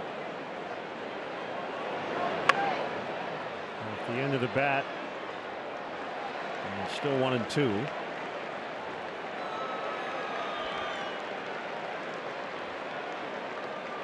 In a perfect world for Renteria and the White Sox, if they're speed guys, Anderson and Engel, if they felt more comfortable with their on-base skills, he'd like to have that kind of speed at the top of the batting order. That may yet evolve for this club. Swing and a miss. Strike 3.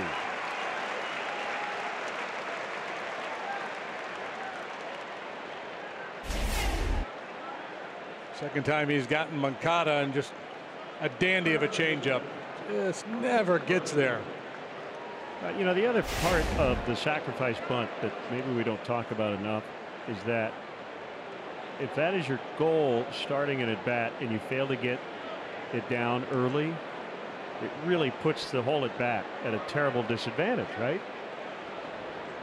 Absolutely. Now you get into pitchers counts.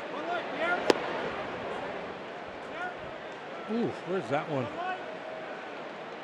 Especially too if it's a hitter who's going up there and doing it on his own, and then you start to second guess your own decision making. Should I be bunting here or not? Should I be swinging? And this may be with the conversation that's going on right now. I'm not sure that Ricky was asking him to bunt in that sequence. Maybe Moncada was just contemplating it. And you see that with a lot of young players when they first come to the big leagues. They think, I'm going to be a team player and get a sacrifice bunt down here.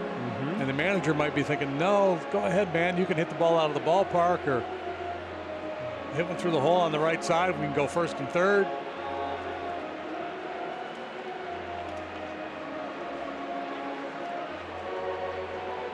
A quick chat between Chris Bosio and Kyle Hendricks. 1-0 on Jose Abreu.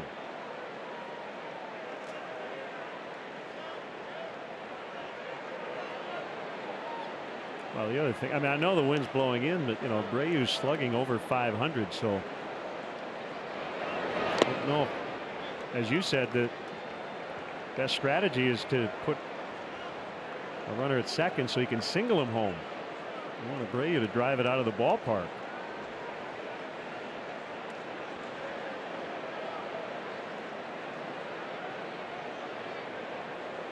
And you also present an opportunity to pitch around Abreu with men on second and first base open. 3-0 on him.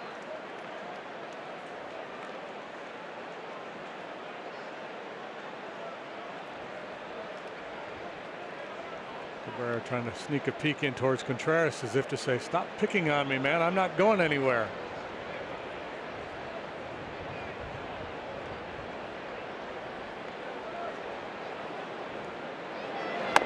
3-0 swing.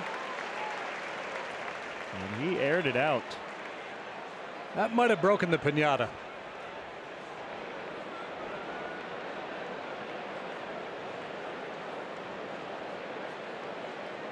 That's what you want if you're going to turn a guy loose 3-0. Well, you'd prefer he swing at a strike. But you like the big aggressive swing.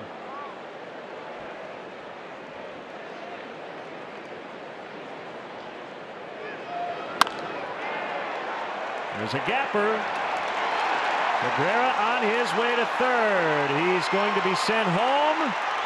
And no relay. We're tied. And there's the slugging. First extra base hit of the day for the White Sox. And they tied it on the Abreu double. Single line out of double today for Abreu, and no surprise to see him hit the ball in this direction. That ball is right over the heart of the plate, but he does a lot of damage to right and right center.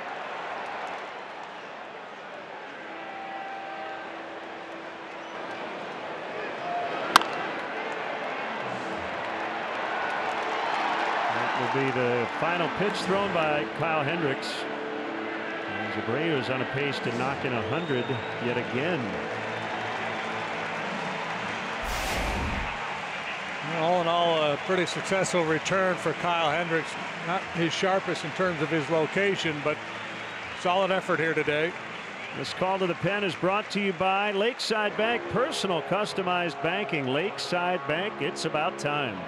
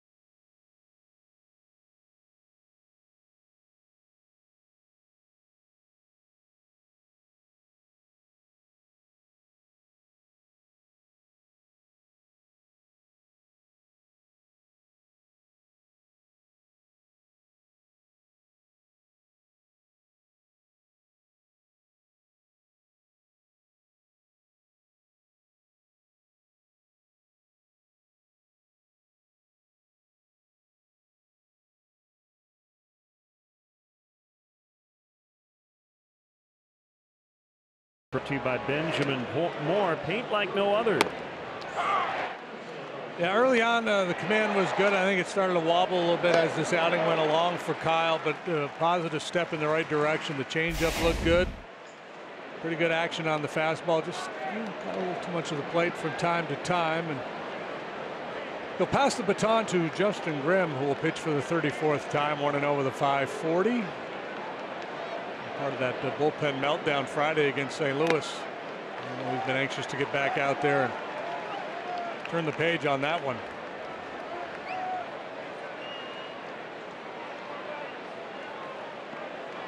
Oh, 0-1 to the All-Star Garcia.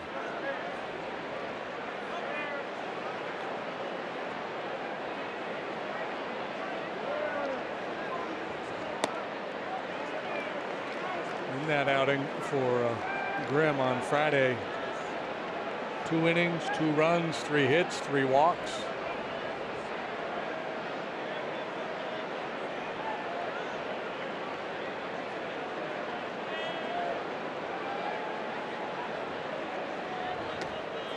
One and two. And the curveball.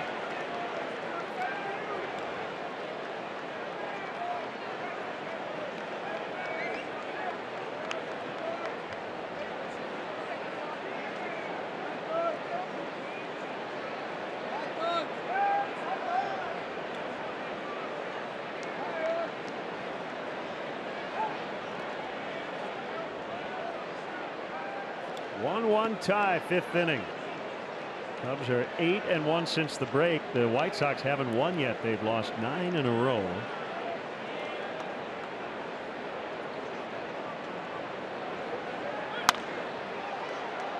Line foul to right, out of play. It has been an ugly run of baseball. They've been outscored 54-24 during this losing streak.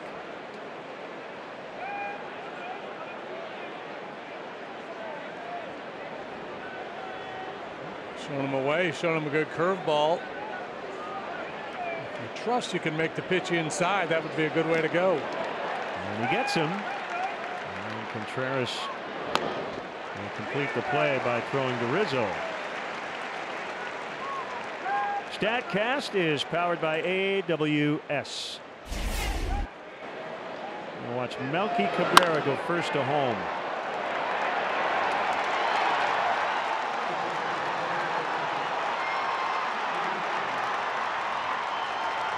He's running pretty well after he fouled a ball off his big toe in Kansas City yesterday. You know what he fouled it off of? The Hulka.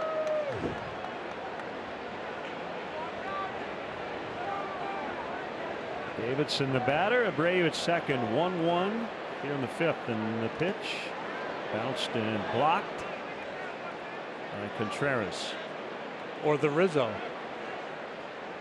Yes, he's been known as the Cubs' big toe. At least to us. Are those pants? What pants? The bear? Yeah.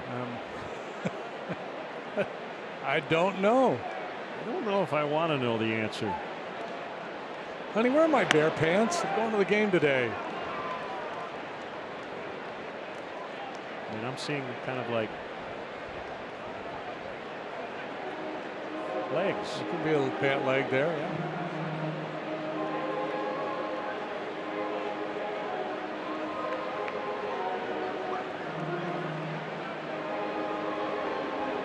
A NASCAR driver behind home plate?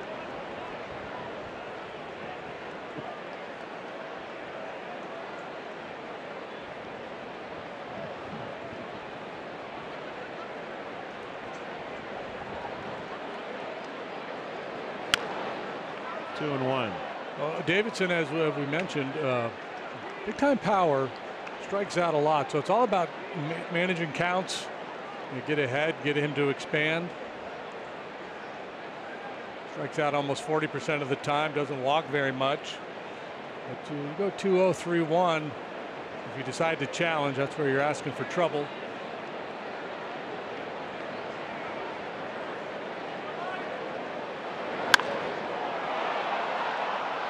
Jay battling the elements. Makes the grab, and the White Sox done in the 5th, but they tie it up on the Abreu double. It's 1-1.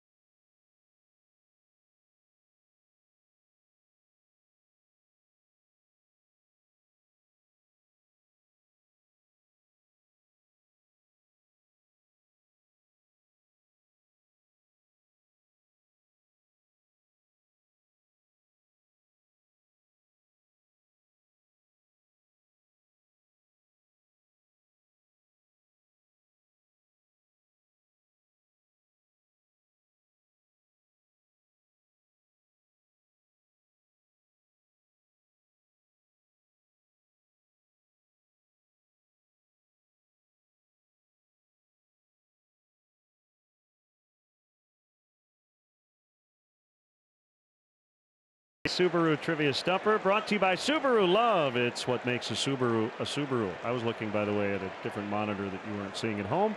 Name the 4 players. Kind of the bear pants is who we were looking at. Yes, I was looking at it. Didn't realize that was not in your living room. We'll get a peek at it here. Yeah. What was that question again? We'll get it after the next pitch. All right.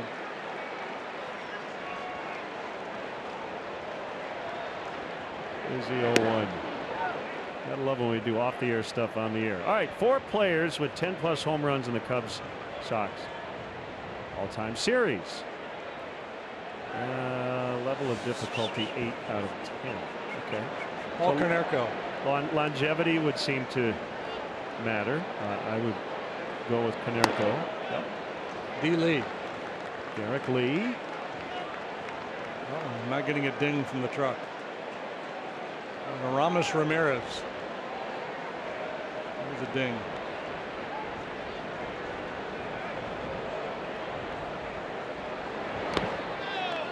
Three and 1 on Hayward.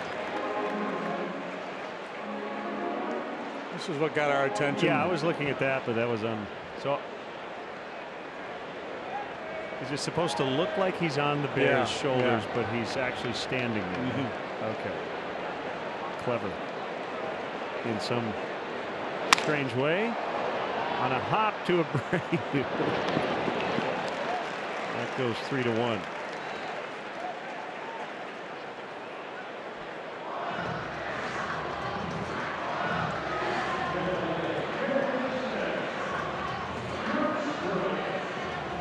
Facebook likes it. Yeah, a lot of thumbs up for that look. Guy behind him's not a big fan.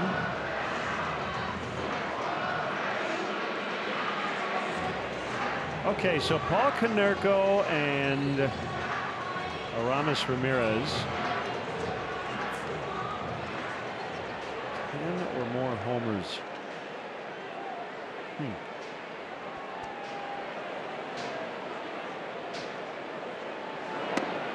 Alfonso Soriano. Oh, that's a good one. Okay, he just came up short.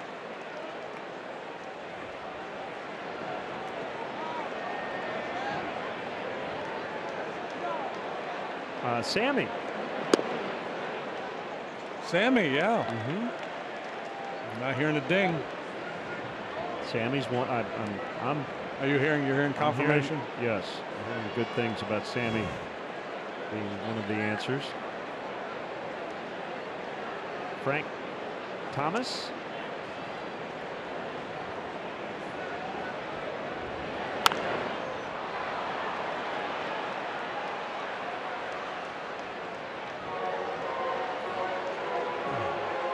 Players with 10+ homers in the Cubs Sox all-time series. Jermaine Dye. Okay. And that was in 27 games. But, the captain, by far the leader.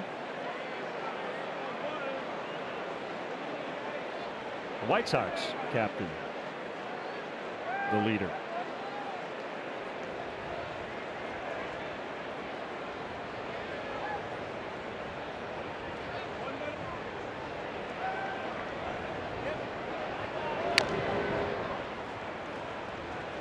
Fouled that off himself.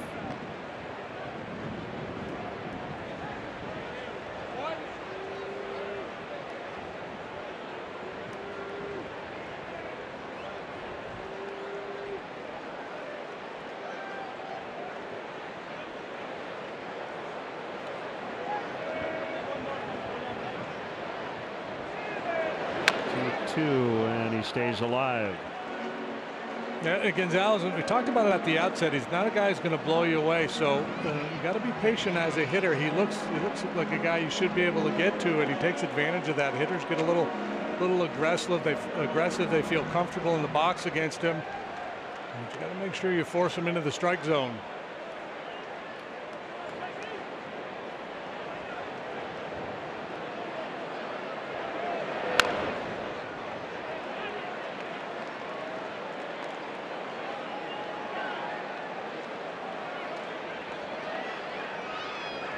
This is normally the area in which he really struggles.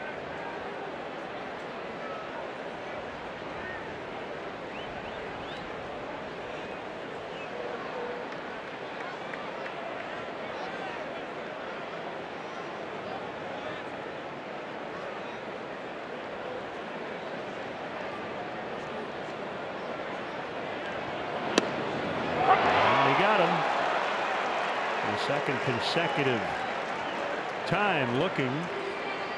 The fastball away last time. This looked like a little front door cutter. Just a little cutting action. Smith sets up over the inside corner, maybe influencing Angel Hernandez a little bit. Talk about Smith's deficiencies in terms of throwing people out, but he gets high marks for his pitch framing skills.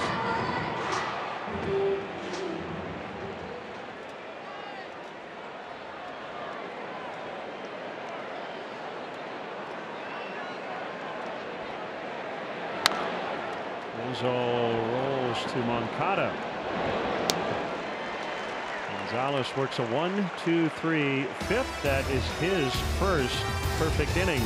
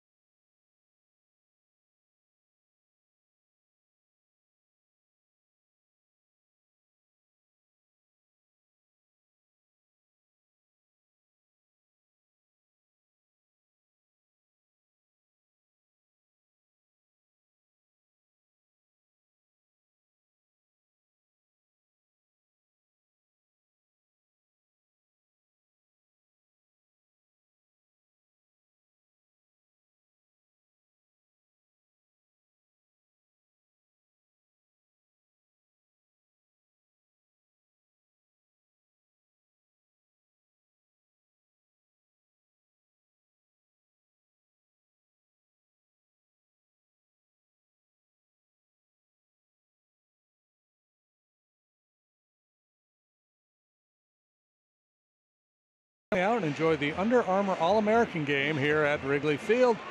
This is your first chance to catch the country's top high school baseball players. Get free tickets while they last. Available in person at the Cubs store at the park at Wrigley through Friday the 28th. Limit 8 tickets per person. No purchase necessary. For more information, visit Cubs.com. 1-1 ball game. Justin Grimm. The final 2 outs of the 5th. John Lackey will throw for the Cubs tomorrow. Left-hander Carlos Rodon for the White Sox. Anderson felled by that foul.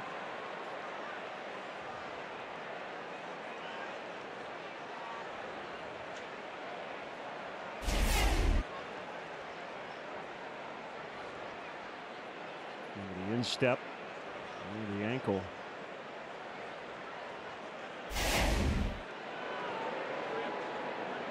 Jake Arrieta and James Shields here on ABC 7. And Guaranteed Rate Field on Wednesday night. John Lester, Mike Pelfrey on Thursday. There's tomorrow's matchup.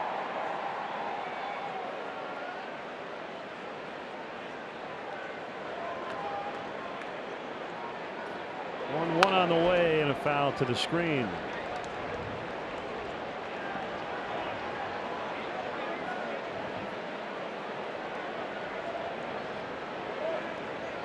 Four and a third innings for Kyle Hendricks here today. 8 hits, 1 run. It was earned. He did not walk. A man struck out 5 through 92 pitches. Anderson strikes out.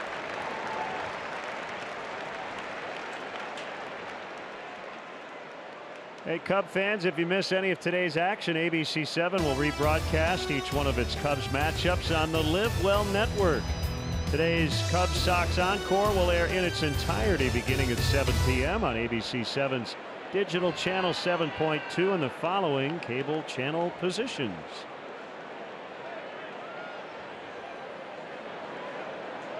Engel with an infield hit in the second. He lined hard to Schwarber the next time up, and that is deep, and it is gone. And the White Sox have the lead. Adam Engel with a home run.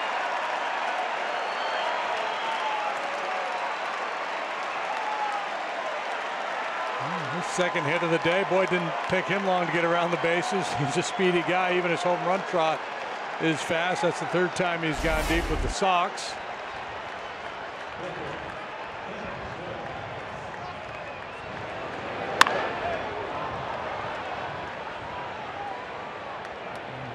That wind blowing in. Yeah, he's making no assumption. He's going hard, thinking double, maybe triple, and then he's able to break it down. He didn't hit it that high, and you've got the video board in left. And allowed that ball to get into the bleachers.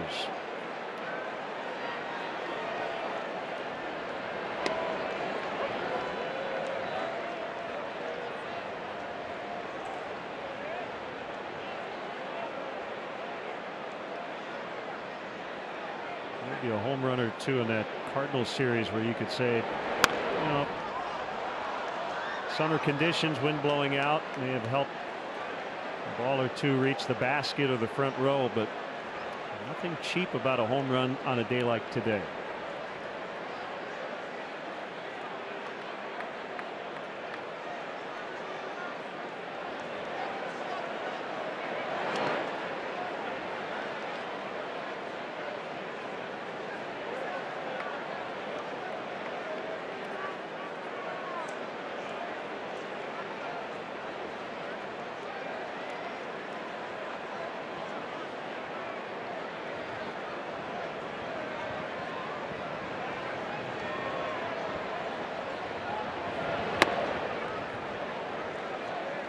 Fills it up with the pitcher Gonzalez on deck.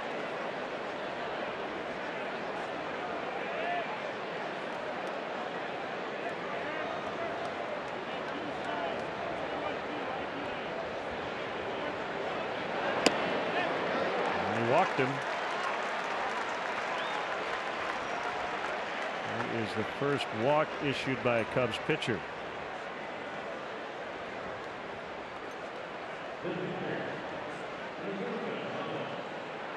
I think the previous swing of the bat by Engel influenced the 3-2 pitch to Smith. Smith doesn't have a lot of power.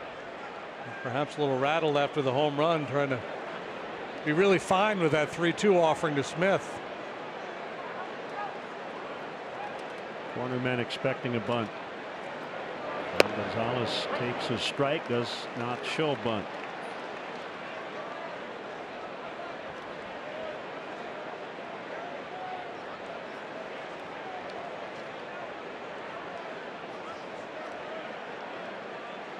Baseball's weird. Can never quite figure it out. That conversation we had last time about when you're up there and you're not sure if you should be bunting or not. What's going on with Gonzalez? I was just thinking about Tampa Bay got swept over the weekend by the Rangers, who had been swept in a 4-game series at Baltimore after the Orioles had been swept at home by the Cubs.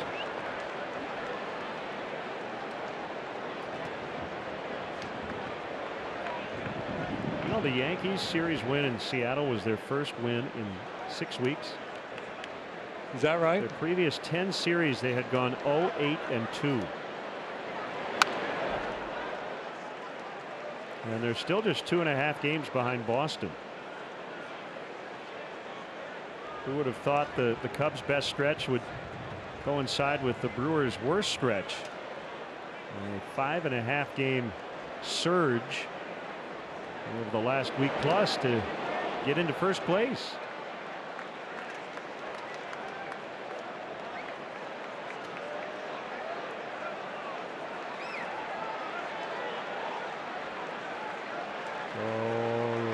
Strike three.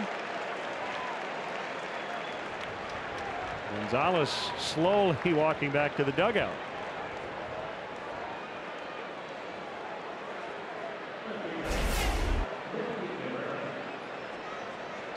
Oh yeah, he went, no question. Yeah, so we just got done talking about the White Sox, how they sacrifice more than any team in the American League.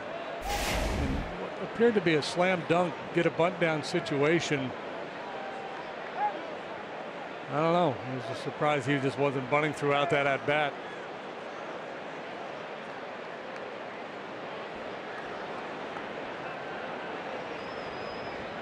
I guess in the end, he didn't hit into a double play.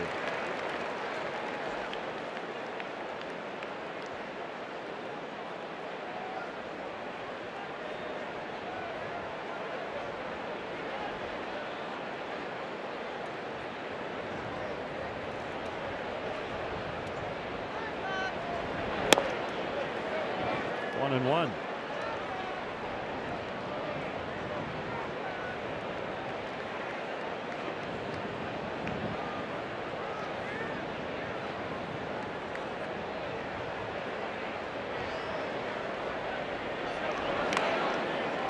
Get 1 and 2.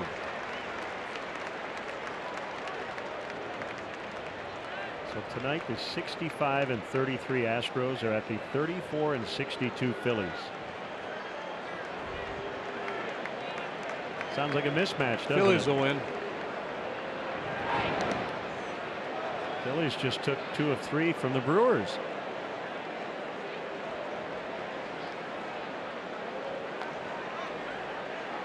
Yeah, well, with the Brewers scuffling right now, Kershaw getting hurt. If you're the A's with Sonny Gray, the Rangers with Yu Darvish, leverage just got a lot better, didn't it? Theoretically? Theoretically, yes. 2-2, a topper off the plate. I have some thoughts on that, which I will give you possibly coming up. White Sox have their first lead today. It's 2-1.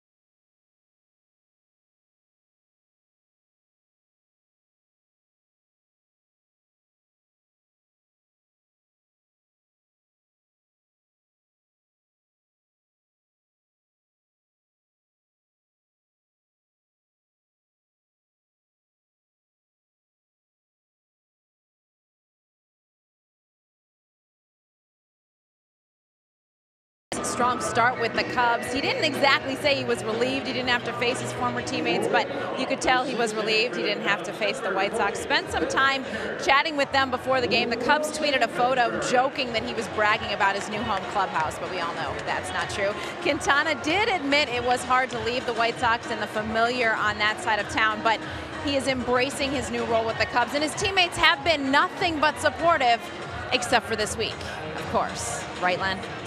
Yeah, and you know, because he's not facing the White Sox, I think, and JD can speak to this, maybe a little easier for him to hobnob and Yeah, I say think if hi you and scheduled the pitch in this around, set, yeah. you'd be a little less hobnobbish. And it makes perfect baseball sense to limit your exposure with left-handed pitching to the Sox. They're far better against left-handed pitching than right-handed pitching. Contreras attempts a bunt for a hit and fouls it back. Eloy Jimenez off to a sizzling start since he swapped teams in the Carolina League. I think he had a 5-hit day yesterday. And Quintana has won both of his starts as a Chicago Cub. I like his swing too. I saw him before the game today. He looks pretty excited about being able to bat most nights. Now as a National League pitcher.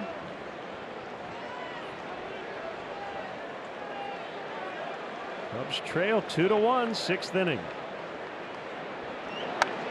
Check swing foul. So your comment about the market for starting pitching this week, and you mentioned the Brewers and the Dodgers.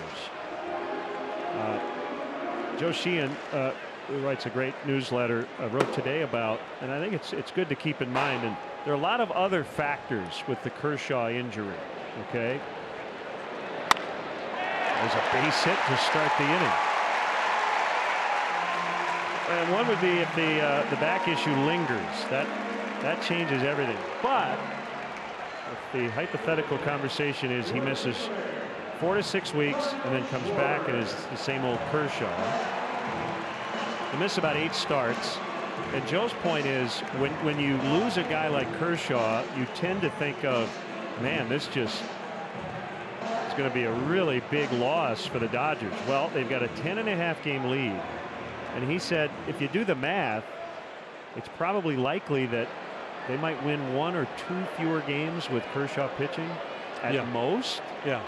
So he said it's not enough for them to necessarily go out and get another starting pitcher. But he said if it affects them in the postseason, that's a different story. That would be the fear because the trade deadline's going to pass before they know what the long-term health of Kershaw is going to be. And they also have the blister issues with Rich Hill.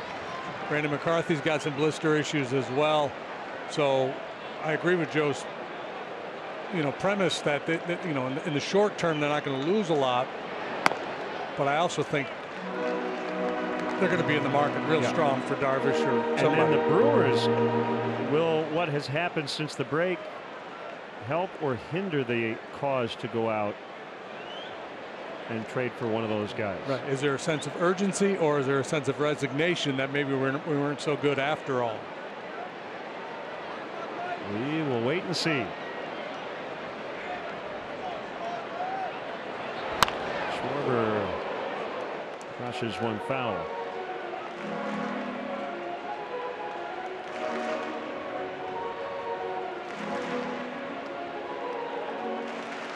It's a tough position to be in if you're a general manager these days because you've got to answer to a lot of different constituencies.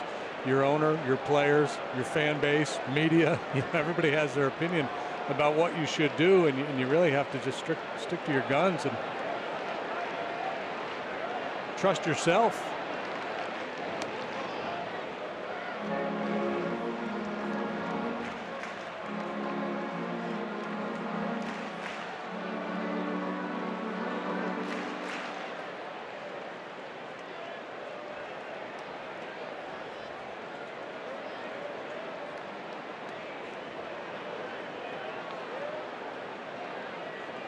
Gonzalez now set at the belt. Here's the 1-2 to Schwarber. Ground ball up the middle. That'll take Anderson right to the bag, and that's a 6-3 double play.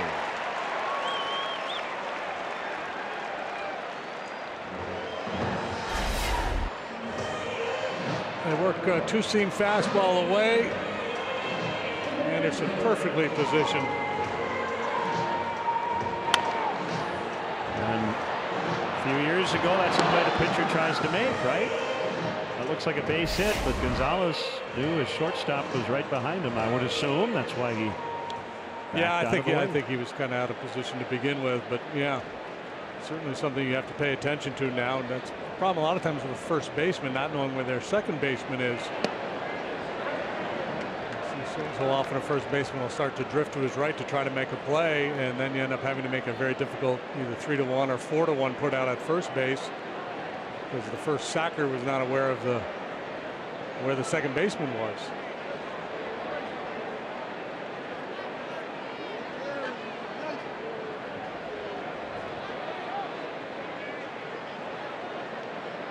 Strike to Zobrist. Here's the pitch. It's inside.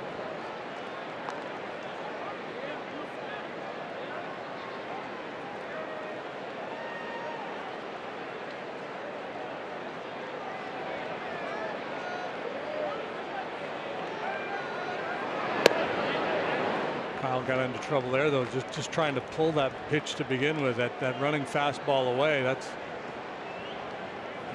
the one. If you stay on it, stay through it, you're going to probably hit it in the air, maybe drive it into the alley towards left center.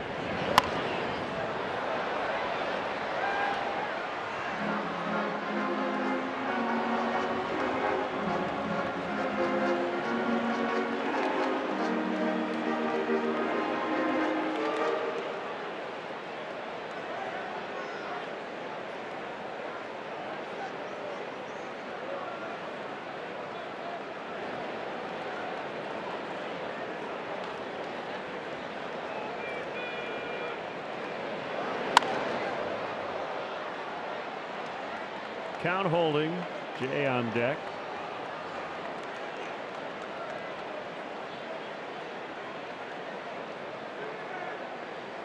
Gonzalez had a couple of double-digit win seasons with the Orioles.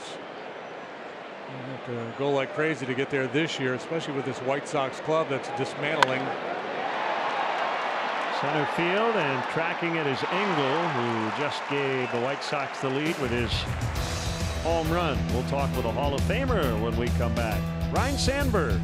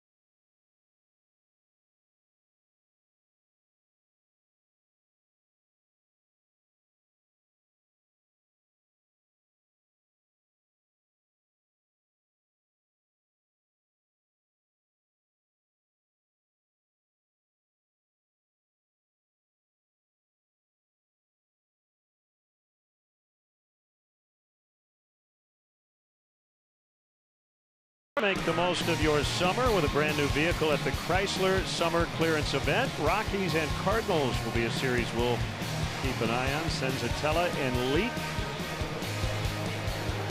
The matchup tonight. Ryne Sandberg is with us throughout the first pitch. Got a great hand, and will conduct the seventh inning stretch today. How you doing, Rhino? Doing good. You? Great. JD. Rhino. How are you, sir? Good to see you guys. Nice to have you with us as always, as Moncada will lead off the White Sox seventh against Pedro Strop. And the first pitch is a strike. So right at the end of your career, interleague play started. And I have two questions. The first one is, did you like the idea then, and do you like it now? That'd be the first part of the question. First answer is I didn't know if I liked it the first year trying it. After I've after I witnessed it, played it, and then have seen it since. I love it. Just for the fact, I think it really breaks up the season for the players.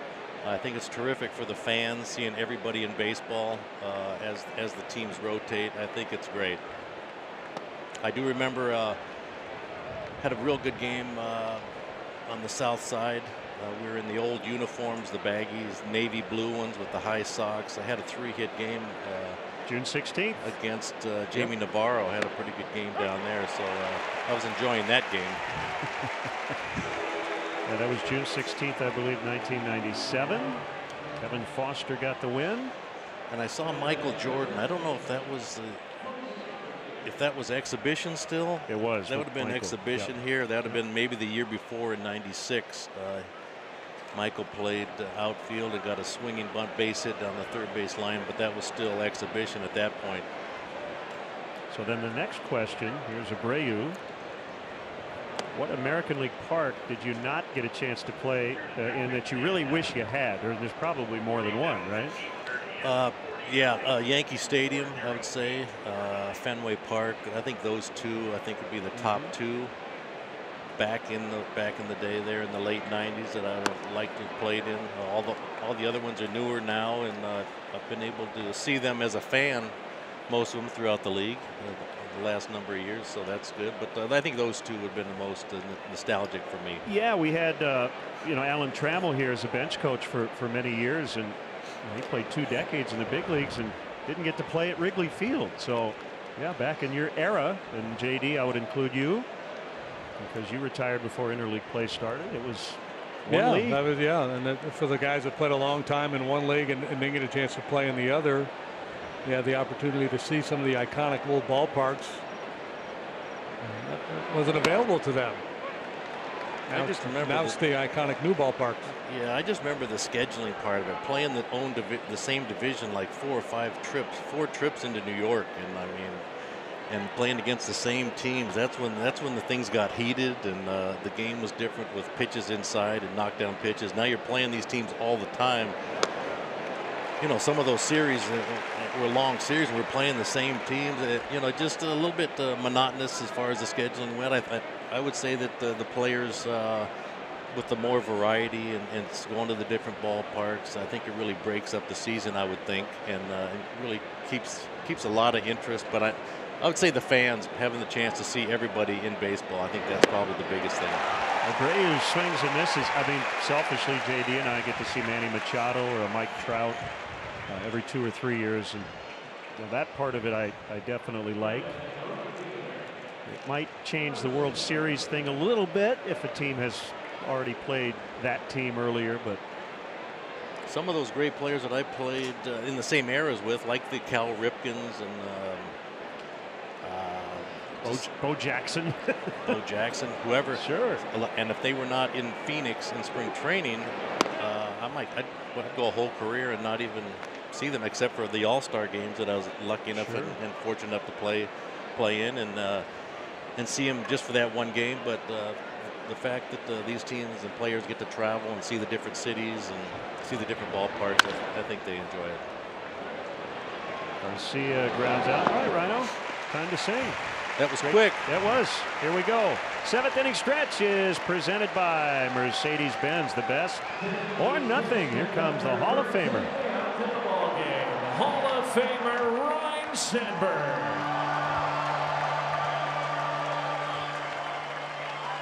Hey, is Chicago the best or what? Let's sing this song before the Cubs get some runs, all right? Gary, let me hear ya. A 1, a 2, a 3. Take me out to the ball game. Take me out with the crowd. Buy me some peanuts and Cracker Jacks. I don't care if I ever get back, for it's root for the Cubbies. If they don't win, it's a shame. Let me hear you. For it's 1. Strikes, you're out at the old ball.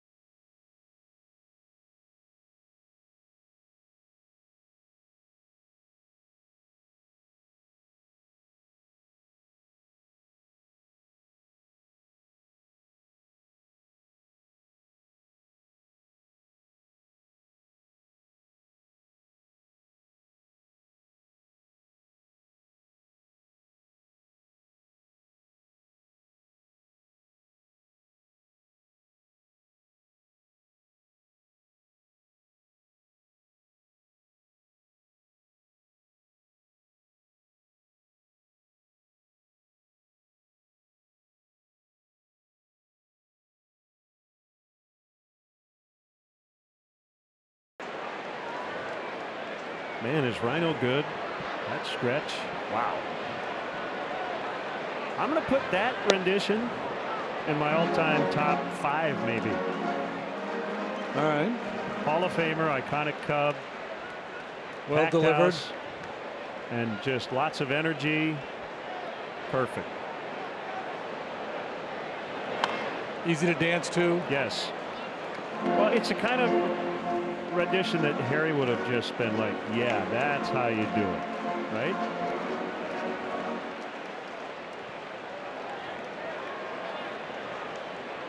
Two strikes on John Jay. Miguel Gonzalez has been really good today. Punched out into left and a base hit.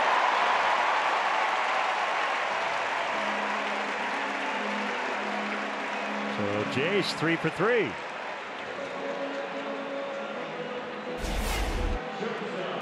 That split change that he throws, it's drifting down and away from Jay. It's a nice pitch down off the outside corner. Jay, he's got it going on today. It's a 3-hit day for him. So what was the book on Ryne Sandberg? How did you try to work him? Right-handed sliders, but I didn't have one of those because I was left-handed. So I don't recall the book on Rhino. I don't remember there being any real weakness that you tried to attack. You covered everything pretty well from the left-handed point of view.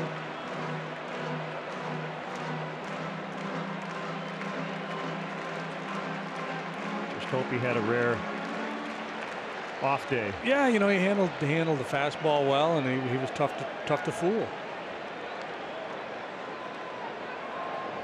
Ian Happ is on deck in the pitcher spot.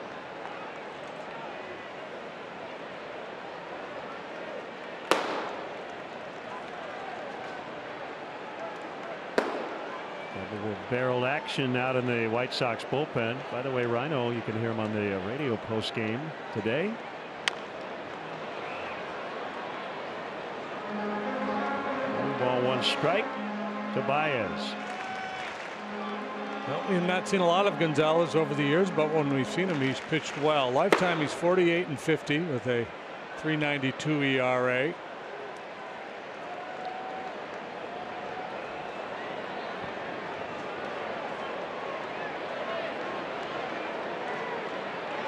He went 8 innings, at least 8, in back-to-back starts back in April at the Yankees and then against Kansas City. Yeah, he got off to a really good start and then kind of hit the skids. As I mentioned, 0-3 in June with an ERA of 8.62. 1-8 with a 5.92 covering his last 9 starts. Bounce toward the middle, base hit. Jay will hold at second. 2 on, nobody out. And Gonzalez has been more of a fly ball pitcher this year and throughout his career, but today a lot of balls on the ground. This time up the middle she goes, and Don Cooper going to check in with the boys in the bullpen to see who's ready. Who's ready, who's willing, who's able.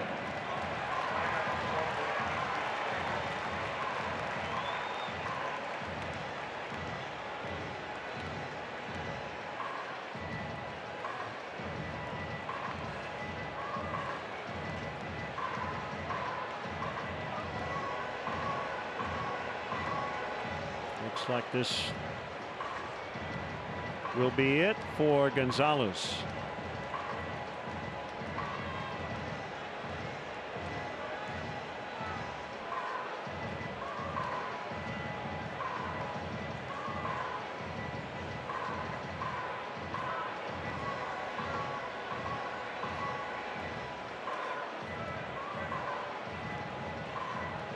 Well, maybe he's not taking him out.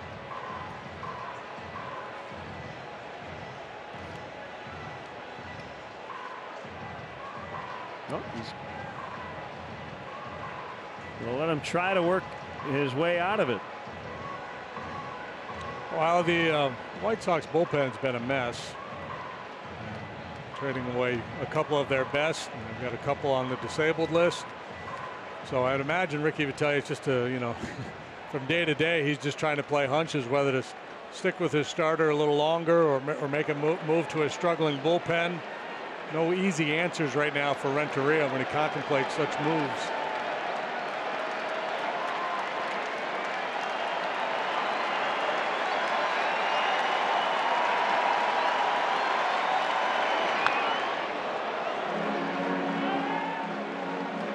Pinch hitter Happ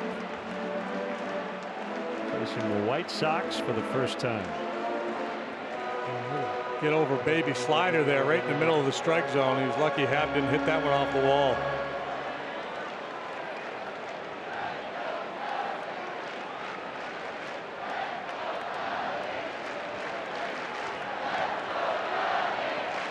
Jay at second, Baez at first.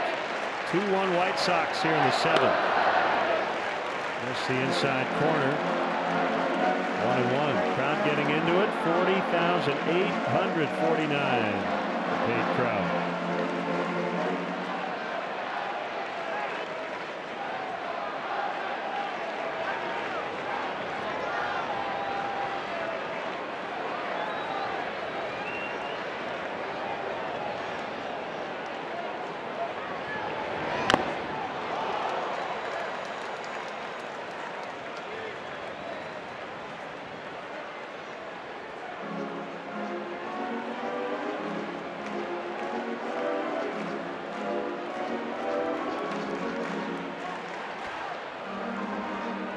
And 1 out of 7 as a pinch hitter this year.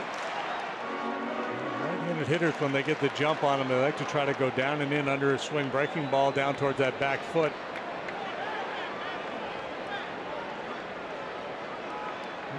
Smith's calling for something up here.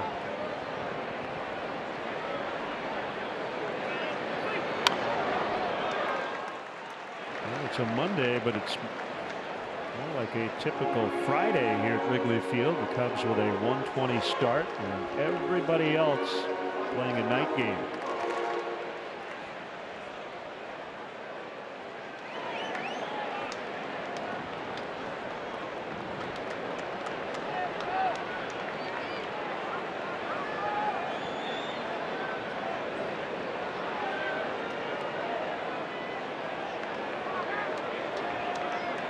So we had the 3:05 Saturday night game last night, 1:20 today.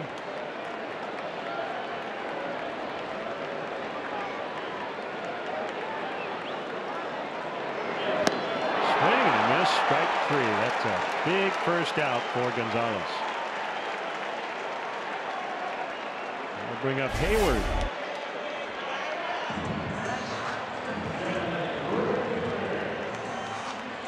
Good slow hook. Not down and in, but certainly down, and the off-speed nature of that pitch getting the job done.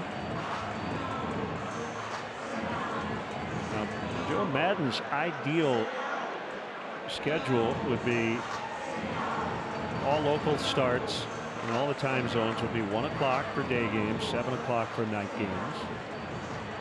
Have more of a set schedule. But not realistic, and he's about routine, and guys trying to stay in that same routine. Harder to do these days. In the air to center, easy play for Engel.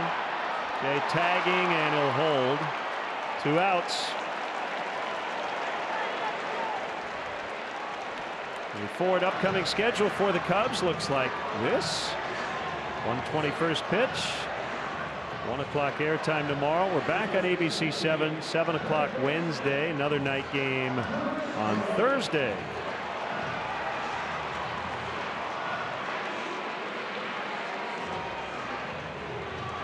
Chance at redemption here for Chris Bryant. It's been a tough go for him today. Bounce back to the mound and a couple strikeouts looking. Fastball on the outside part of the plate in the 3rd inning, and then a little front door slider or cutter over the inside corner to get him last time.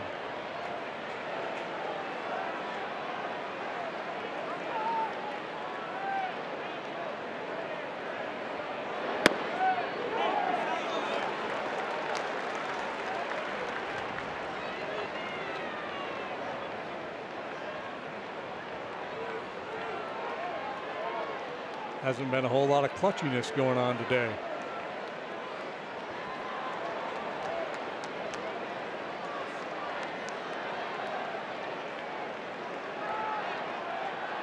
Well, yeah, Bryant's the kind of guy that will make you second guess yourself and want to have a chat with the catcher.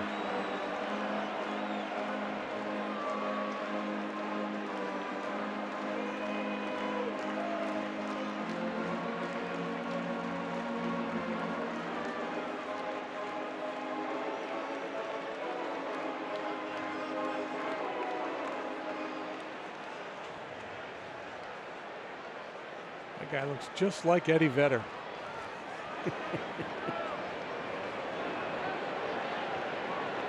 Stars have come out for the Crosstown Classic.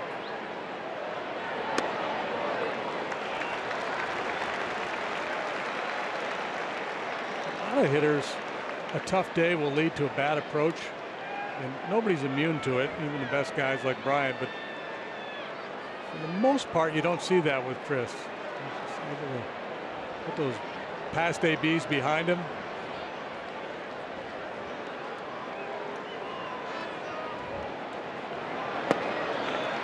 Three balls, no strikes. That's exactly what I'm talking about there. A lot of guys 0 for 3 with a couple of punch outs are going to be overly aggressive in that situation and get themselves out chasing a bad pitch. This is probably it, I would imagine, for Gonzalez. With the left-handed hitting Rizzo on deck, if he walks Bryant, bases loaded, guessing Ricky will go with the lefty. Holmberg. Not there yet, 3-1.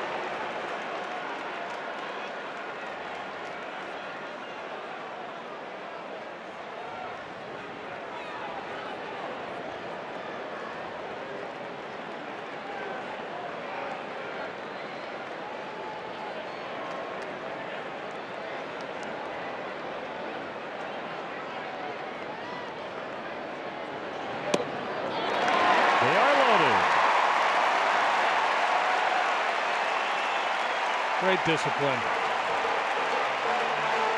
Couple guys on base. You know you want to do something heroic in that situation. Willing to accept his walk and trust his teammate to get something done. And Ricky Renteria clapping his hands, looking out at Smith, saying, nope. I think this is more about not so much what Gonzalez has done, but what's available to him in his bullpen. Got two lefties. You saw Holmberg was up. Jennings, probably the guy he trusts more. He pitched yesterday and might not be available today. Well, that might have been the message from the manager earlier. This is your inning. So here we go. Bases loaded. 2 outs. White Sox clinging to a 1-run lead and a strike to Rizzo.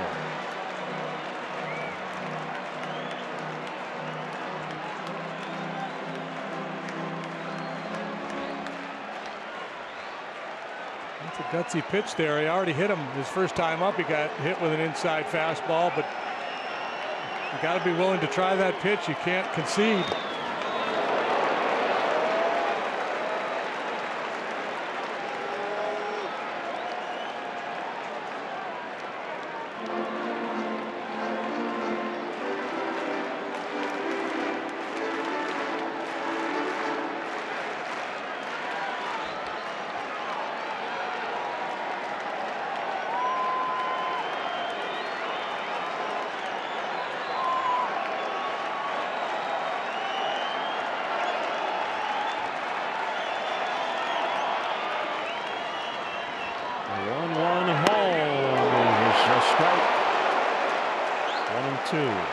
The second baseman 3 or 4 steps at least into right field, and Abreu, the first baseman, also out on the grass. A little half swing slow roller to the right side is probably an RBI single. Not that you would try to do that, but I'm just saying it. Keep it in your back pocket. Yeah, weak contact could prove beneficial here. Rizzo shortens up with 2 strikes and a drive out into center. Engel is back on it on the warning track. He makes the catch and Gonzalez escapes. Rizzo hit it well, but for a very loud third out, and the Cubs leave the bases loaded. 2-1 White Sox.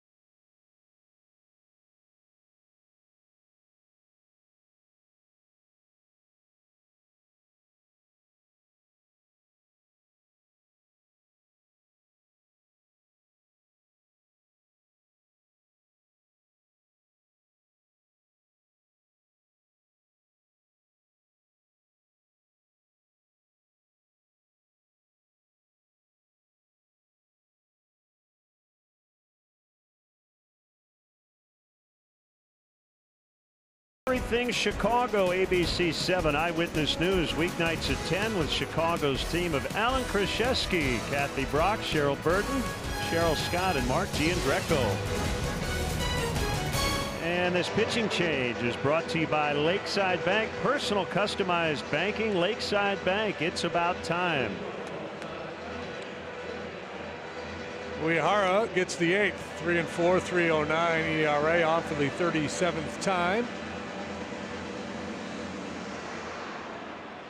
32 innings, 27 hits, just 2 long balls. Pretty good because he's a fly ball pitcher. The ball Rizzo just hit most days is going to fly out of here. So Miguel Gonzalez just got through 7 innings. The last White Sox starter to do that was Jose Quintana, and it was over a month ago. Davidson fouls out of play.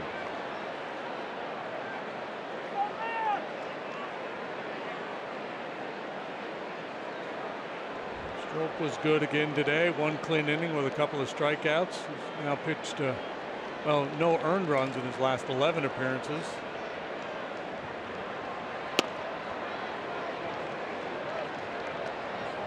He's allowed 1 unearned run during that stretch.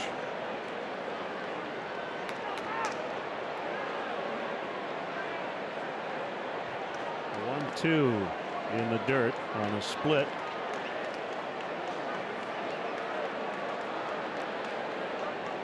Davidson, to me, looks like one of those guys who's probably better down than up. You can beat him with velocity up above the hands. And in Uehara's case, not necessarily velocity, but perceived velocity. He doesn't throw real hard, but he gets a lot of swings and misses. High drive, left field. It's way back.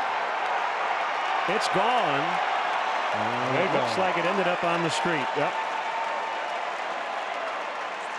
Yeah, and I think that was a hanging splitter.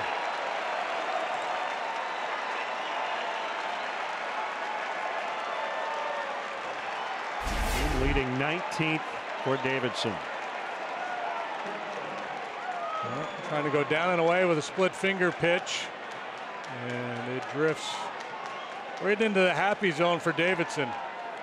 Up above the knees, and He demolished it.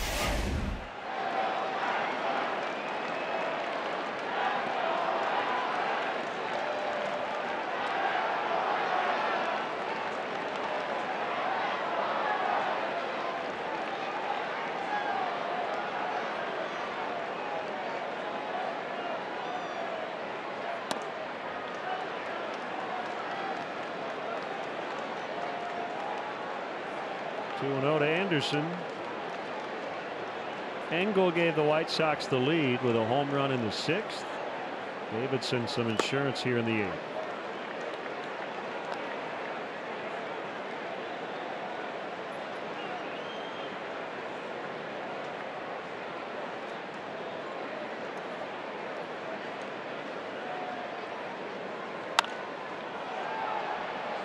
Short right, Hayward moving in, and he's got it.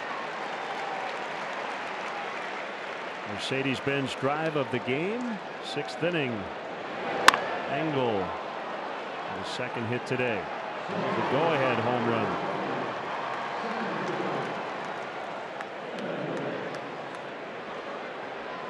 Two hits, a line out. He made a real nice play on Rizzo's ball to end the last inning with the bases loaded. Looking young player.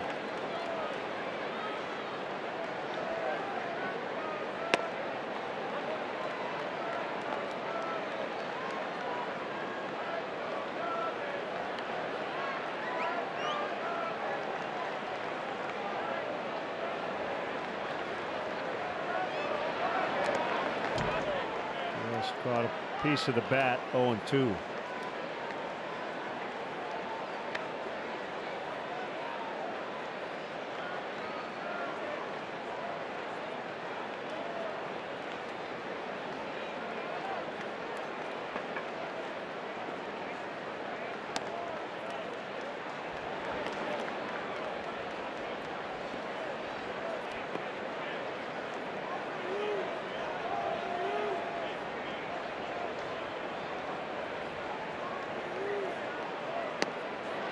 Called strike 3.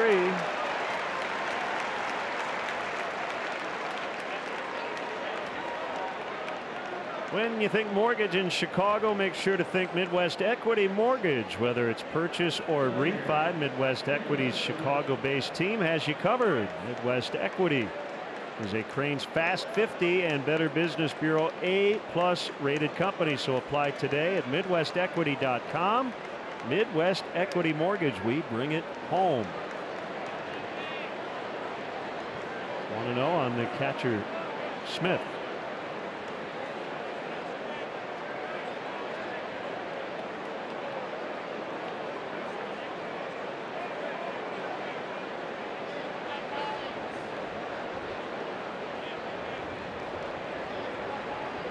And the line, the 1-0. Just missed. There's Dan Jennings. As Anthony Swarzak gets ready to work as well. That answers the Dan Jennings availability question. That drive the other way. Hayward at the track. He's got it. And the White Sox add a run on the leadoff homer by Davidson. It's 3-1.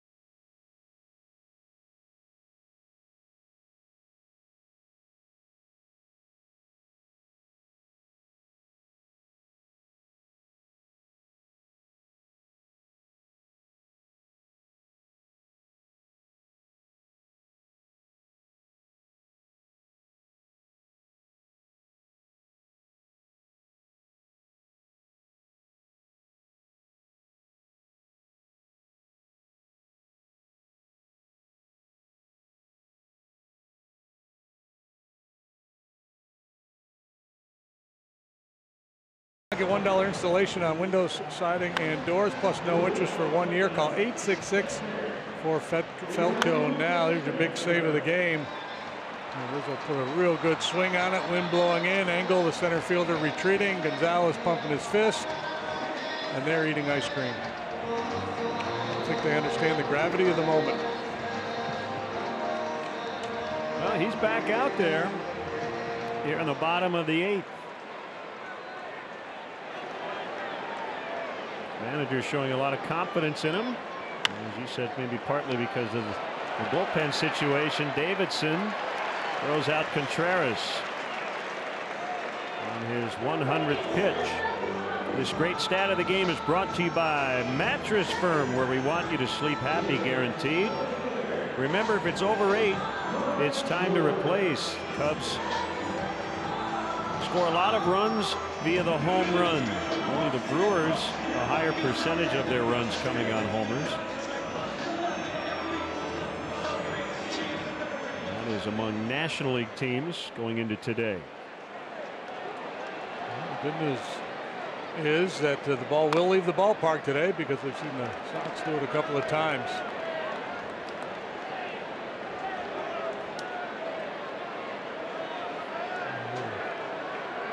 Late game heroics here. Bloop and a blast, and we're tied.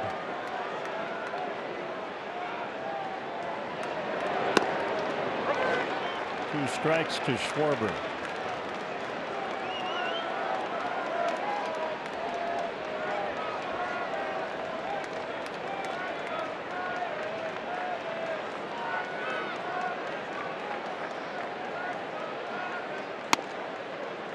Way inside that time.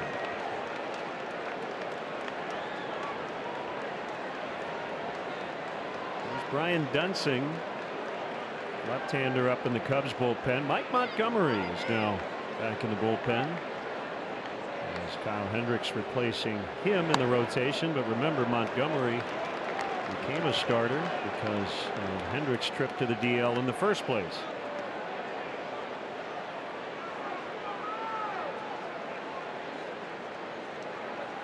Two balls and two strikes. And that's a base hit. It will bring the tying run to the plate.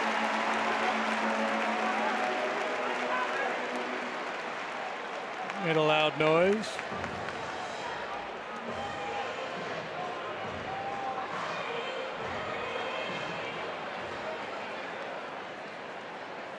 Looked like Renteria was just going batter by batter there with Gonzalez here in the 8th, and after the knock, he's going to make a change.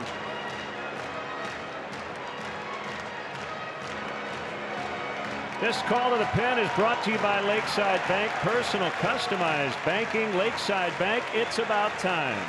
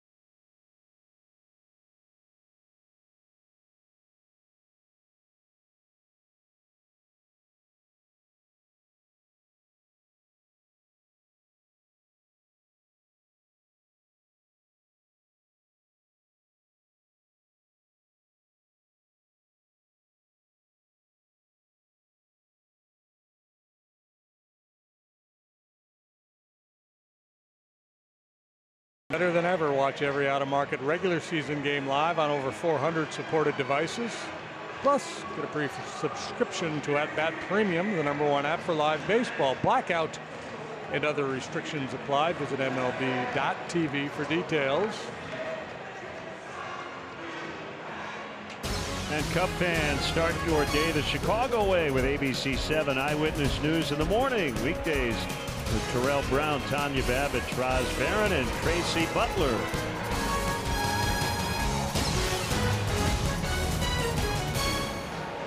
Dan Jennings will work for the 48th time. He's 3-1 with a 3.48 earned run average. Opposing hitters batting .211 against him. Lefty's $157, righty's .253, and Zobrist, the switch hitter, will turn around to the right side. A lot of sliders from Jennings. That's the heater there at 92. Schwarber just singled. That ended the day of the starter Gonzalez.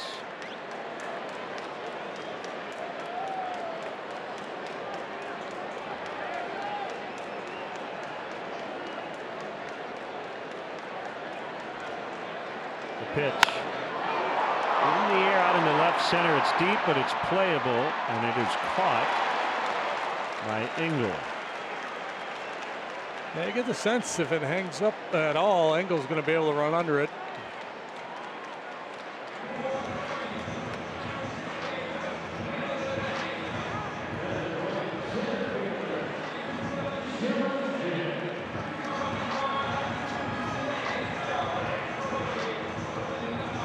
So John Jay, the batter, already 3 for 3, a double and 2 singles from the 7th spot.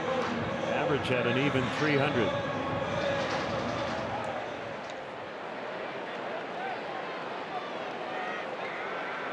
The fact that he's always handled left-handers well, and he's got 3 knocks today, probably enough to keep him in this ball game.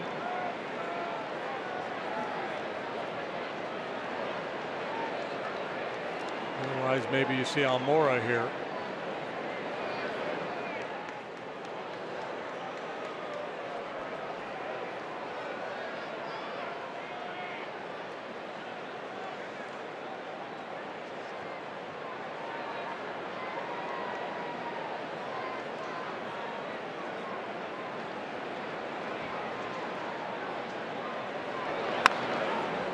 Foul strike on John Jay.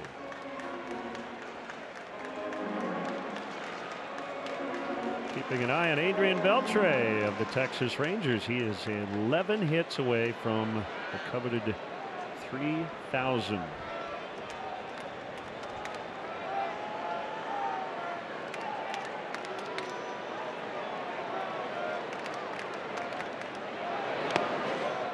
That number never gets old, does it? 3,000 major league hits.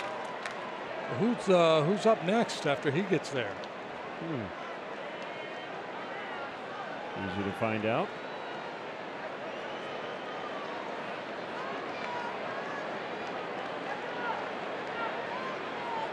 Jennings has got some jerkiness to his delivery. A quick arm action. He's not a hard thrower, as I mentioned. This is his 3rd year with the White Sox. Previously, he was with the Marlins. They've got a lot of youngsters in their bullpen. And Jennings, one guy that's been around a while.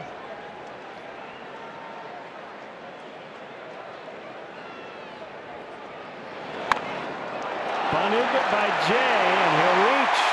Interesting. A 2-out bunt just to keep the inning alive. 4 for 4 today. Yeah, beautiful bunt.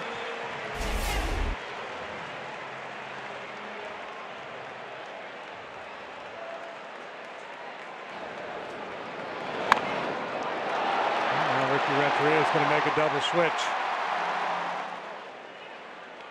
To answer your question, looks like Albert Pujols is the next in line. He's just over. I've heard of him. 900. Used to play for the Cardinals, didn't he? He did. Yeah.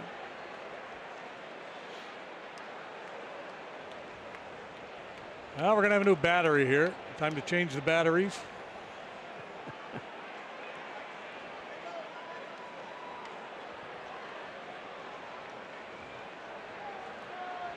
Not a double A or a triple A. That's a big league battery.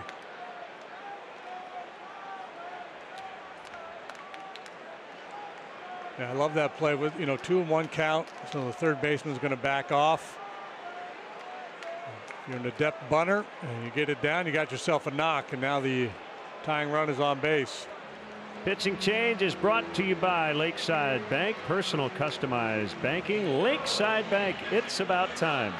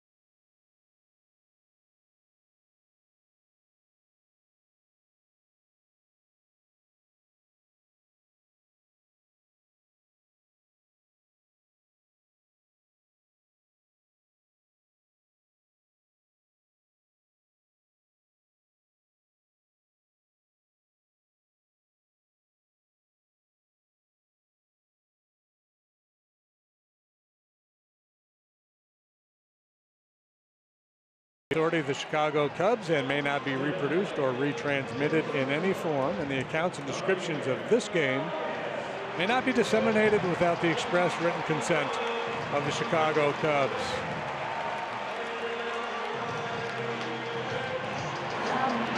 Omar Narvaez now catching.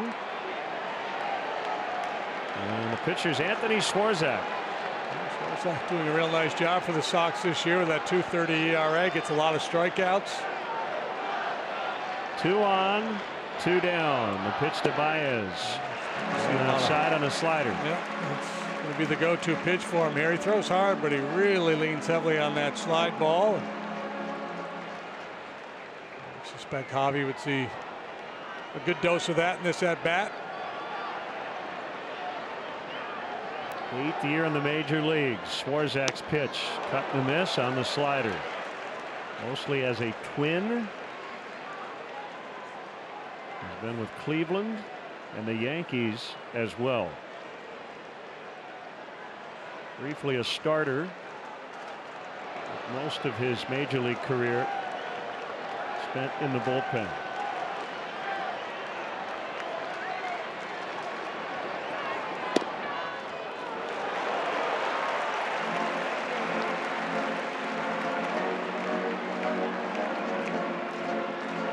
Dangling the bait. Sliders off the plate.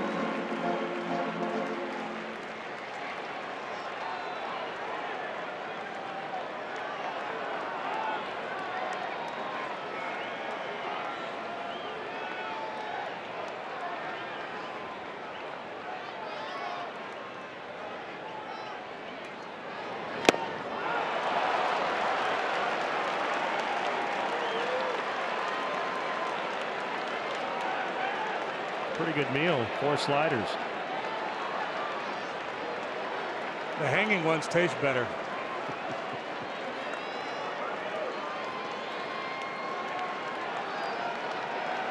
Always prefers cheese, I think, on his slider. Don't know if he'll get a lot of cheese, though.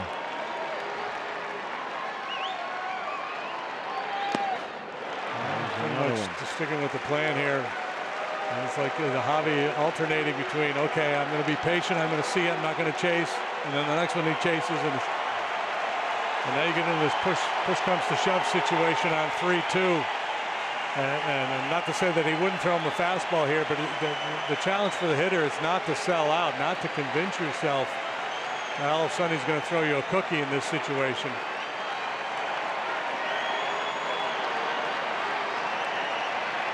Go time for Schwarber and Jay.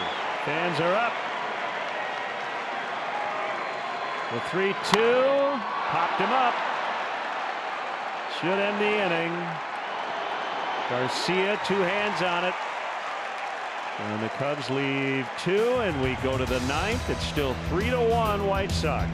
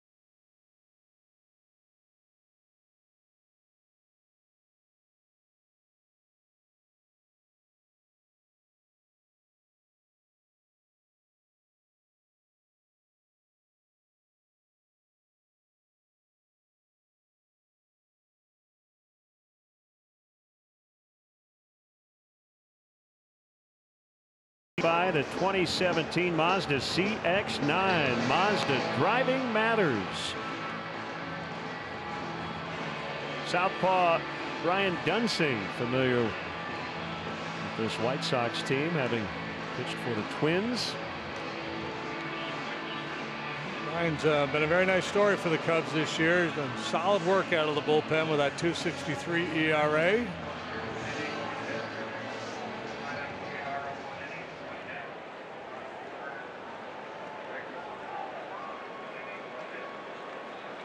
Left-handed batting, Omar Narvaez. Now doing the catching. And takes a strike.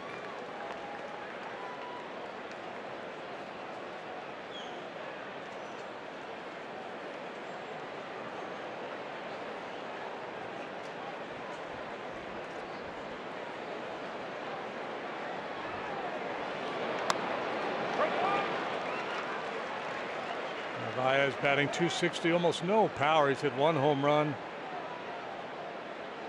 Slugging percentage of .300.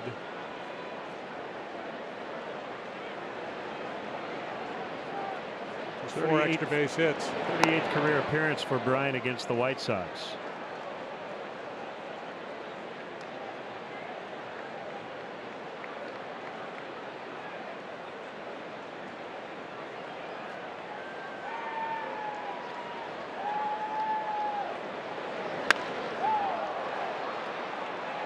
Schwarber had to move about 2 steps. So looking ahead, the Cubs will have a pinch hitter and then the top of the order, Hayward and Bryant in the bottom of the 9th.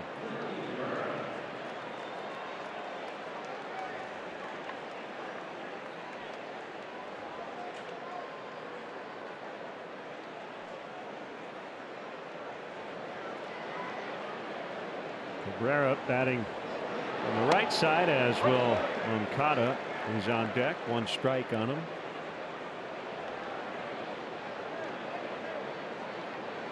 Nothing going on in the Sox pen right now. Looks like Swarzak will get a chance to finish this game.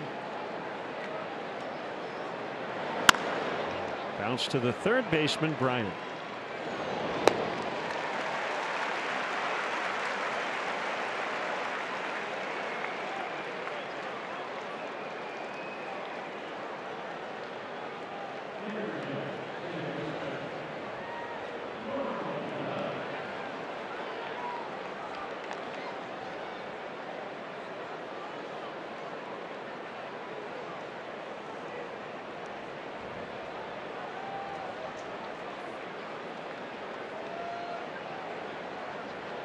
Twins have officially acquired Jaime Garcia from the Atlanta Braves.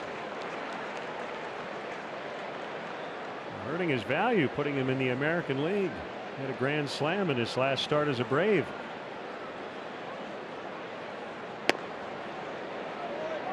One and one.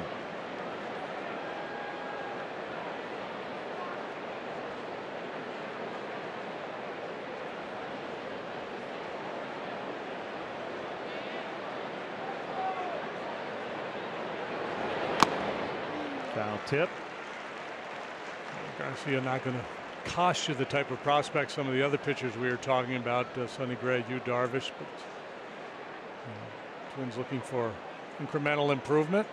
They are 2.5 games behind the front-running Cleveland Indians right now. Nice work by Dunson as he goes 1, 2, 3 in the ninth. 2 to tie, 3 to win.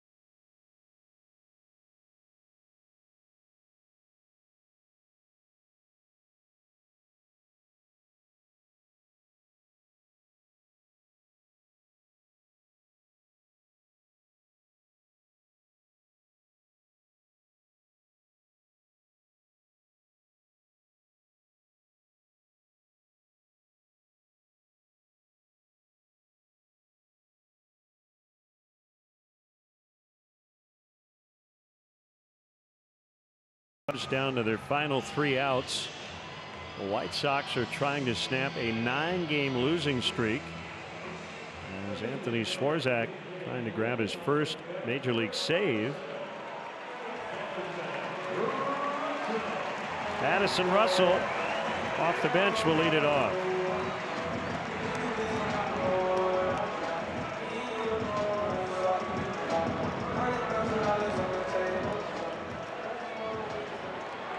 Hoping to come back and win the day. If they don't, it sets up kind of a unique scenario with the standings and the schedule. You got to stick with me.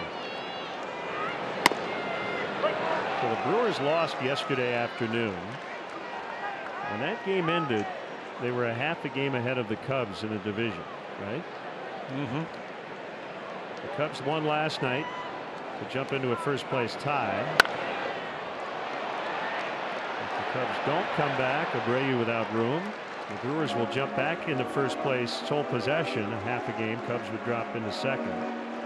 If the Cubs win tomorrow, they would jump back into a first place tie before the Brewers play. So the standings will have changed a lot with one team not even playing. The Cubs will have played 3 games between Brewer games. Yep.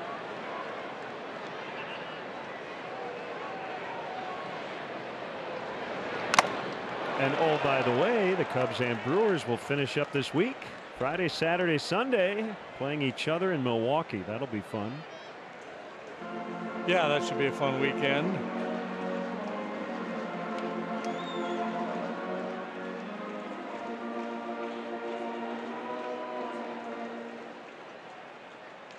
Pirates are in San Francisco. Cole versus Kane tonight.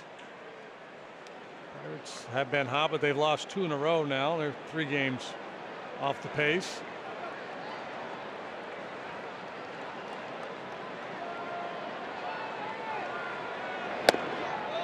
One and two.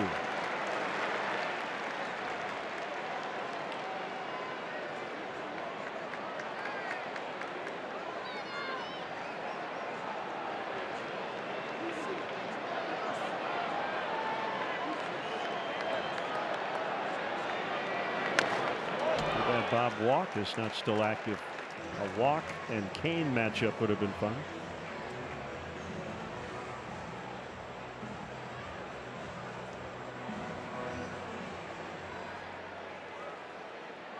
Thought I saw the Giants 38-62 mark through 100 games is their worst at the 100 game mark since the mid 50s. Yeah, 1956, I think. And they were in New York. 2-2.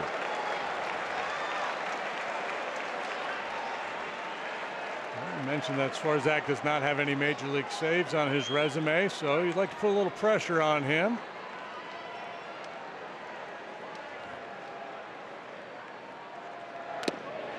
And a big pitch. Narvaez held on to it. One away.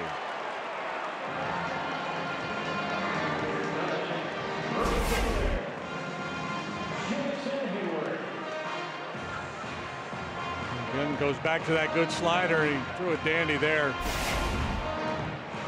Curling off the outside corner.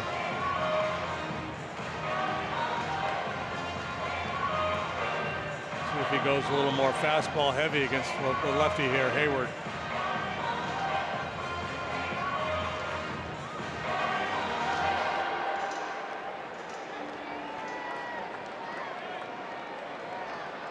Jason 0 for 4. Came in hot. Oof. Gave him that one, huh? 371 over his previous 10 games with 5 extra base hits.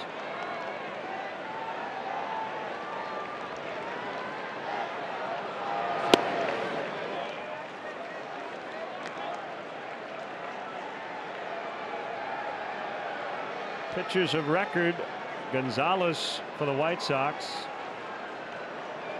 Grimm for the Cubs.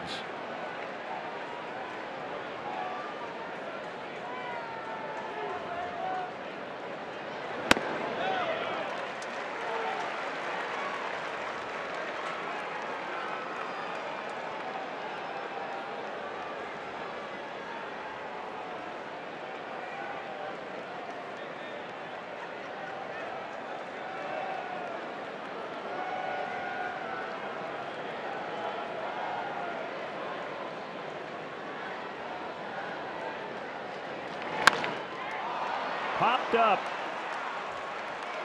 behind second, and it is Moncada. 2 Cubs retired. It'll be Bryant. He needs to get on to bring Rizzo the tying run to the plate.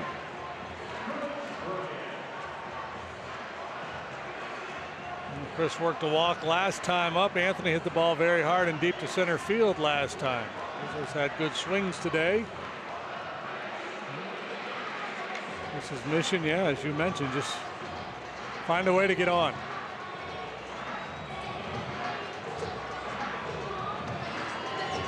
Left him loaded in the 7th, left 2 on in the 8th.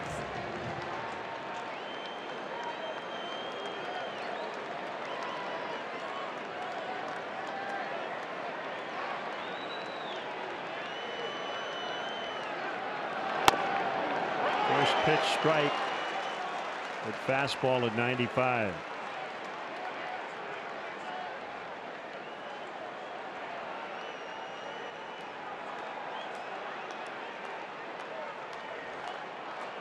One run for the Cubs today. That came on a ground out by the pitcher Hendricks in the 2nd inning.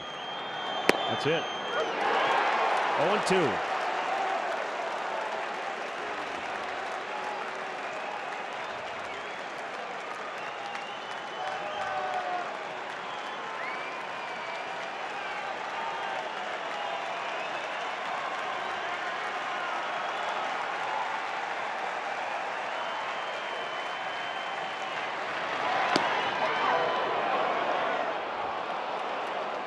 1-2 to Bryant.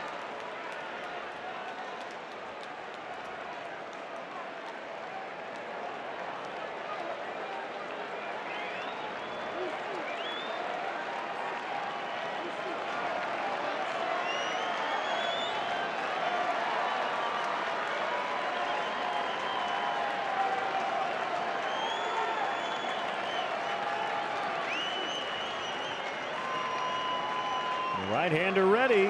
Here's a 1-2. Ground ball. Anderson charging, and Bryant will reach.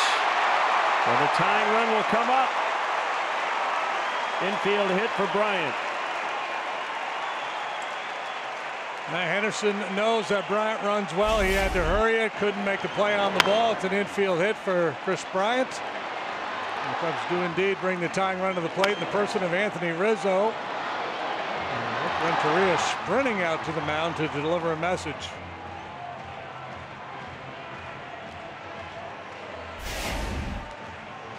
Maybe peeking a little bit to see the base runner. I don't think it would have mattered. I think if he gloves it cleanly, Chris still beats it.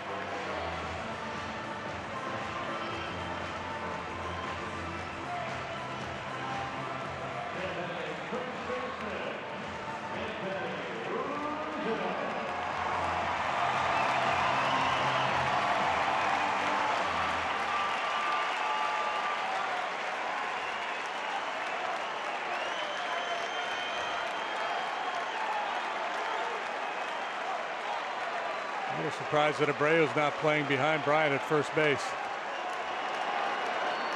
And he's asking for time, and I think he is telling. Yep, and now he is going to move. Yeah. I'm going to play behind him.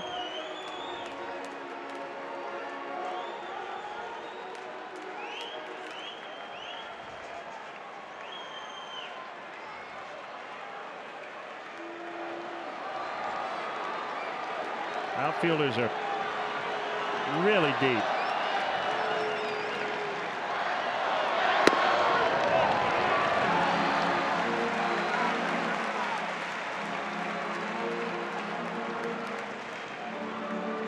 Garcia is almost on the warning track.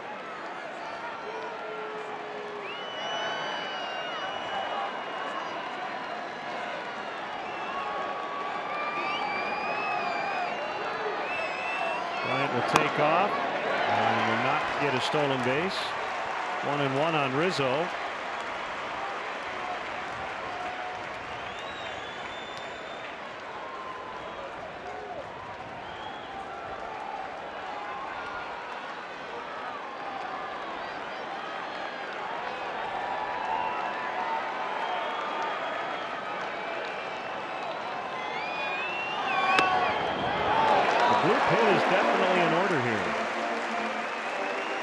Take away an extra base hit from Rizzo. They're playing really deep. Now a blooper could turn into a double here. Well, with the wind blowing in, for sure. Yeah.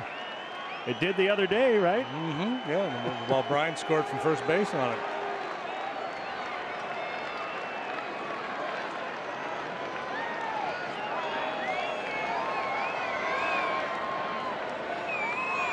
The 2-1 to Rizzo is inside. Doesn't want him to get those arms extended.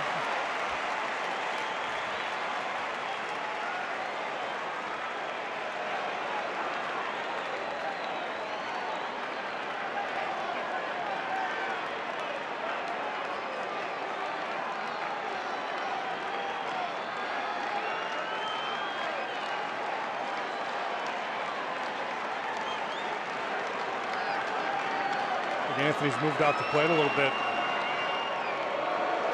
I mean, it's been a while now.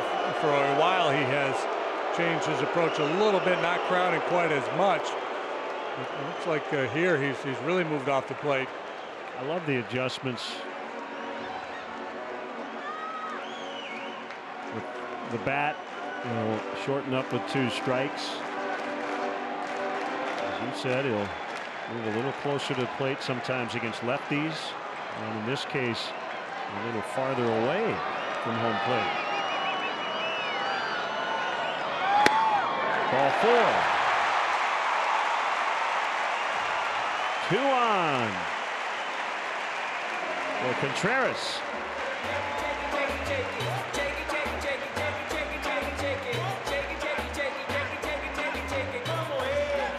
Hitting next, catcher Wilson Contreras. Pretty much got to be sitting slider here, I would think.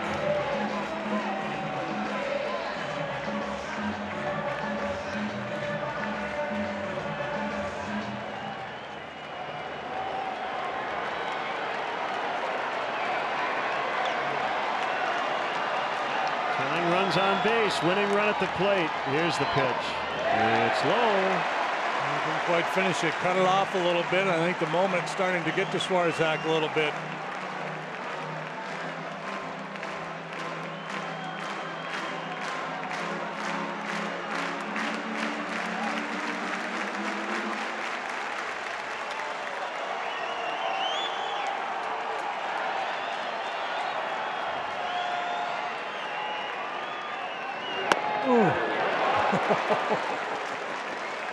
Oh man, Contreras would love to have that one back.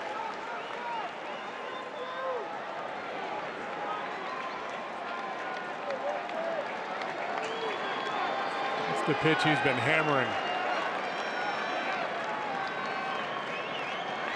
A 1-1. That's the pitcher's strike to make it 1-2.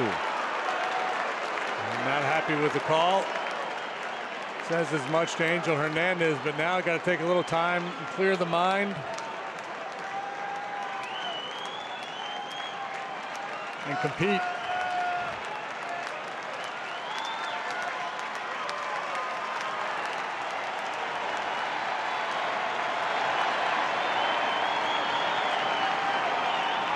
Here it comes. Called strike 3, and the ball game's over.